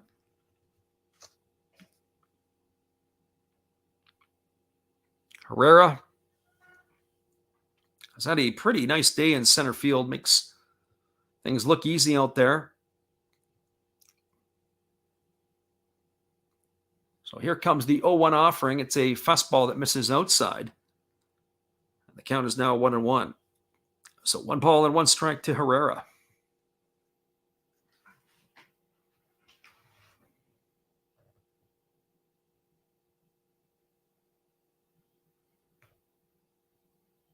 And here comes the pitch. It is a fastball swung on and fouled away down the third base line.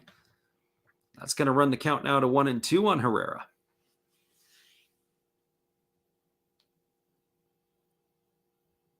The Phillies faithful, they really filled the park here tonight. Not sure what the exact paid attendance is. We'll try to check that before we leave this one. But it is a healthy crowd at Citizens Bank Park for sure. Not a lot of empty seats in this one. So here's the pitch to Herrera. It is a breaking ball down. And the home plate umpire says Larry Vanover says he went. That is going to retire Herrera on strikes. So 2 big strikeouts there by Nail to end the inning. There was some interesting times here, but they were able to get out of it where the Cardinals. There was no runs on 1 hit. There was an error and 2 runners left aboard. We are now through 8 complete. It is the Phillies 4, the Cardinals nothing. Come on back, everybody. The Cardinals are down to their last at-bats. 3, 4, and 5 in the batting order coming up. Hold tight. We'll be right back after this. This is Steve Rademacher, and I'd like to introduce you to my channel if you haven't seen it before. These are all the things I enjoy: sports, autographs, relics, non-sports Hall of Famers, pseudo-sports, Star Wars. That's my channel name and my name, and I would really appreciate it if you would come check me out and maybe even subscribe if you like it. Thank you for that for now, and back to your ball game.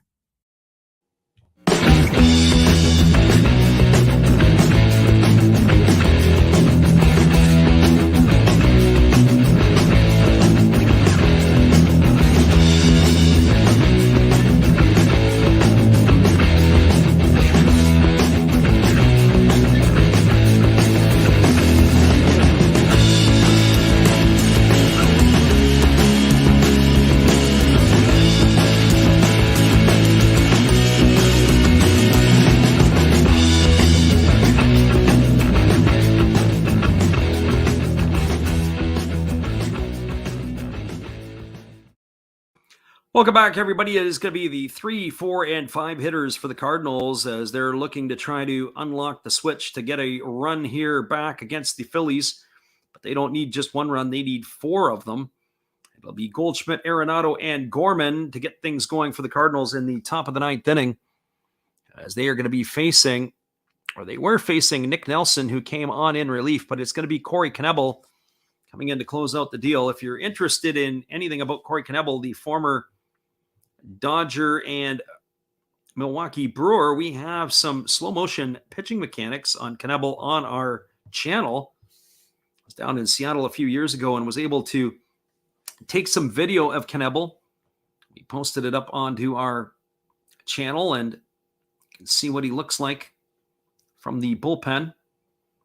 So he is in the game. Matt Vierling came in to replace Derek Hall, but he is not going to be going out into the field. Came on as a pinch runner. So Knebel into the ball game. He's got a 3.38 earned run average. This is not a save situation for Knebel, but he has had a pretty solid so far.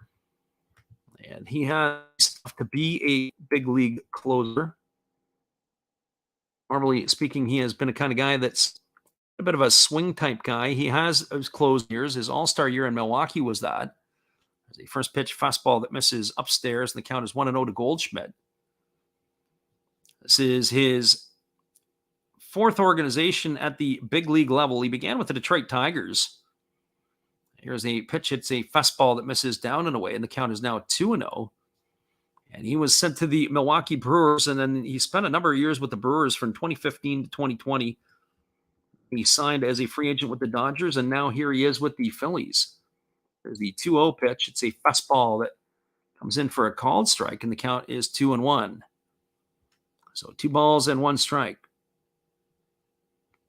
When the Tigers drafted him, they sent him actually to the Texas Rangers. He never appeared at all with the Rangers at the big league level. There's a fastball taken for a called strike, and the count is 2-1.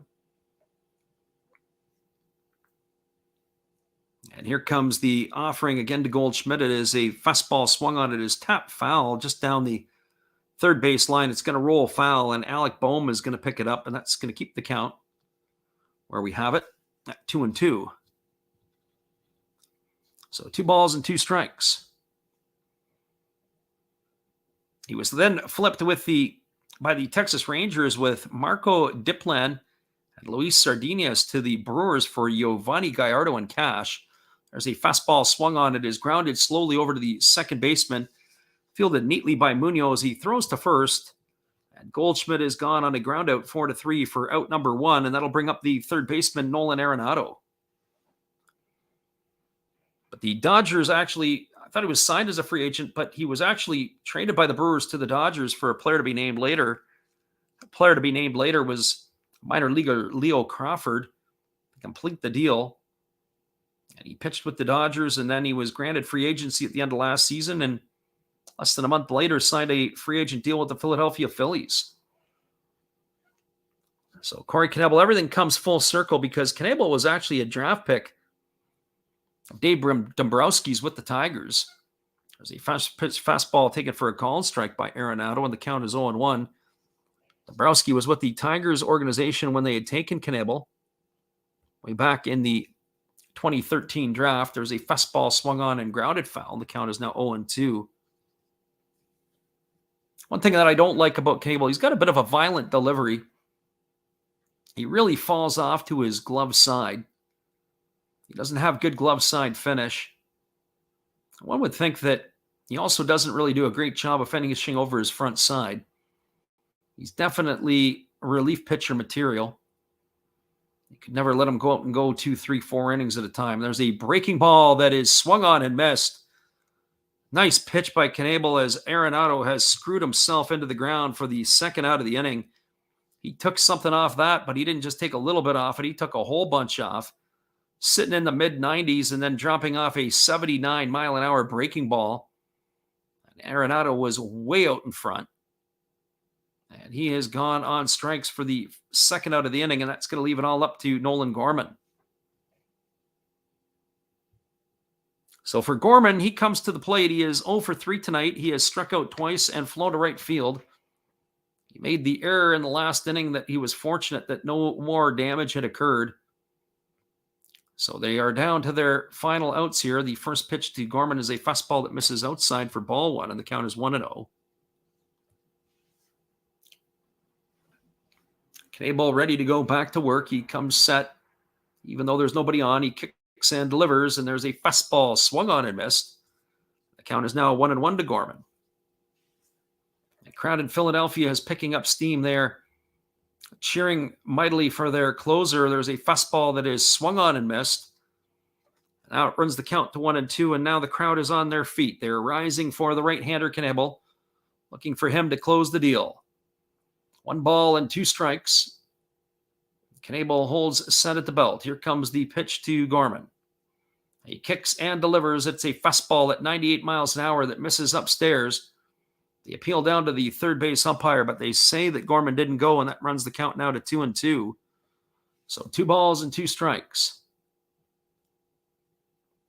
So here we go. Here comes the 2-2 pitch. Knebel delivers. It is a breaking ball, swung on and missed. And Gorman is down on strikes for the third out of the inning, and that is going to do it here in Philadelphia. There were no runs, no hits, no errors, and nobody left the board. Your final score was the Philadelphia Phillies 4, the Chicago St. Louis Cardinals 0. And that is the final score of tonight's ball game, everybody. Stick around. We'll be back in 30 seconds, and we are going to give you a little recap. And our friend Ruben Hogan, who checked in earlier, I'm sure he's doing a few fist pumps. You got yourself the under. Hang tight, everybody. We'll be right back. Hey, everybody. Thanks for checking out the game and Last Raps Baseball. This is Dave's Zero Thought Sports Cards. If you like pack openings, baseball, all that good stuff, check us out. Drop a comment on our channel this month to win a mystery pack of cards. All you gotta do is say Last Rap sent you to be entered. And we'll drop a video later on this month announcing the winner. Enjoy the game. Welcome back, everybody. All of the games around Major League Baseball are now finals, and we're going to give you a quick recap on everything here before we give you the recap on this one. The Kansas City Royals knocked out the Detroit Tigers today 7-4, 7-11-1 for the Royals, 4-9-0 for the Tigers. Kuss got the win. He's 2-0 for the Royals. Skubal takes the loss. He's 5-7 for the Tigers. Barlow gets his 12th save. In extra innings, the Marlins knocked off the Nationals 7-4. Scott gets the win. He goes to 4-2. Carl Edwards Jr. takes the loss for the Nats. He's 2-3. Floro gets his first save of the season. Final score again, Marlins 7, Nats 4. It is a final in Pittsburgh. The Brewers knocked off the Pirates 2-0. 2-5-0 for the Brew Crew. 0-9-1 for the Pirates. Brandon Woodruff gets the win. He goes to 7-3 on the year. Thompson takes the loss. He's 3-6. Josh Hader gets save number 25. Again, your final, the Brewers 2, the Pirates 0. The Tampa Bay Rays, after getting both ends of a doubleheader yesterday against the Blue Jays, won today 7-3. It was 7-14-0 for the Rays, 3-11-1 for the Blue Jays. Baz gets the win. He's 1-1. Stripling takes the loss. He's 4-3. Adam gets his third save of the year, is where we stand there. We've got final score from New York. The Mets knocked off the Rangers 4-1, 4-7-0 for the Mets, 1-7-1 for the Rangers. Carlos Carrasco got his 9th win of the season against 4 defeats. John Gray takes the loss. He's 4-4. Edwin Sugar Diaz got his 18th save of the season. That's again your final 4-1 Mets. The Cincinnati Reds got a victory against the Atlanta Braves 4-3. It was Hunter Strickland getting the win in relief for the Reds. AJ Minter takes the loss for the Braves. 4-7-0 for the Reds, 3-9-1 for the Braves. Your final again 4-3 for Cincinnati. The Cleveland Guardians, behind some masterful pitching by Tristan McKenzie and also some help from the bullpen, knocked off the Yankees 2-0. It was 2-7-1 for the Guardians, 0-1-2 for the Yankees. A one-hitter combined in Cleveland. McKenzie goes to 5-6. Montgomery drops to 3-2. Manuel Clase got his 19th save of the season.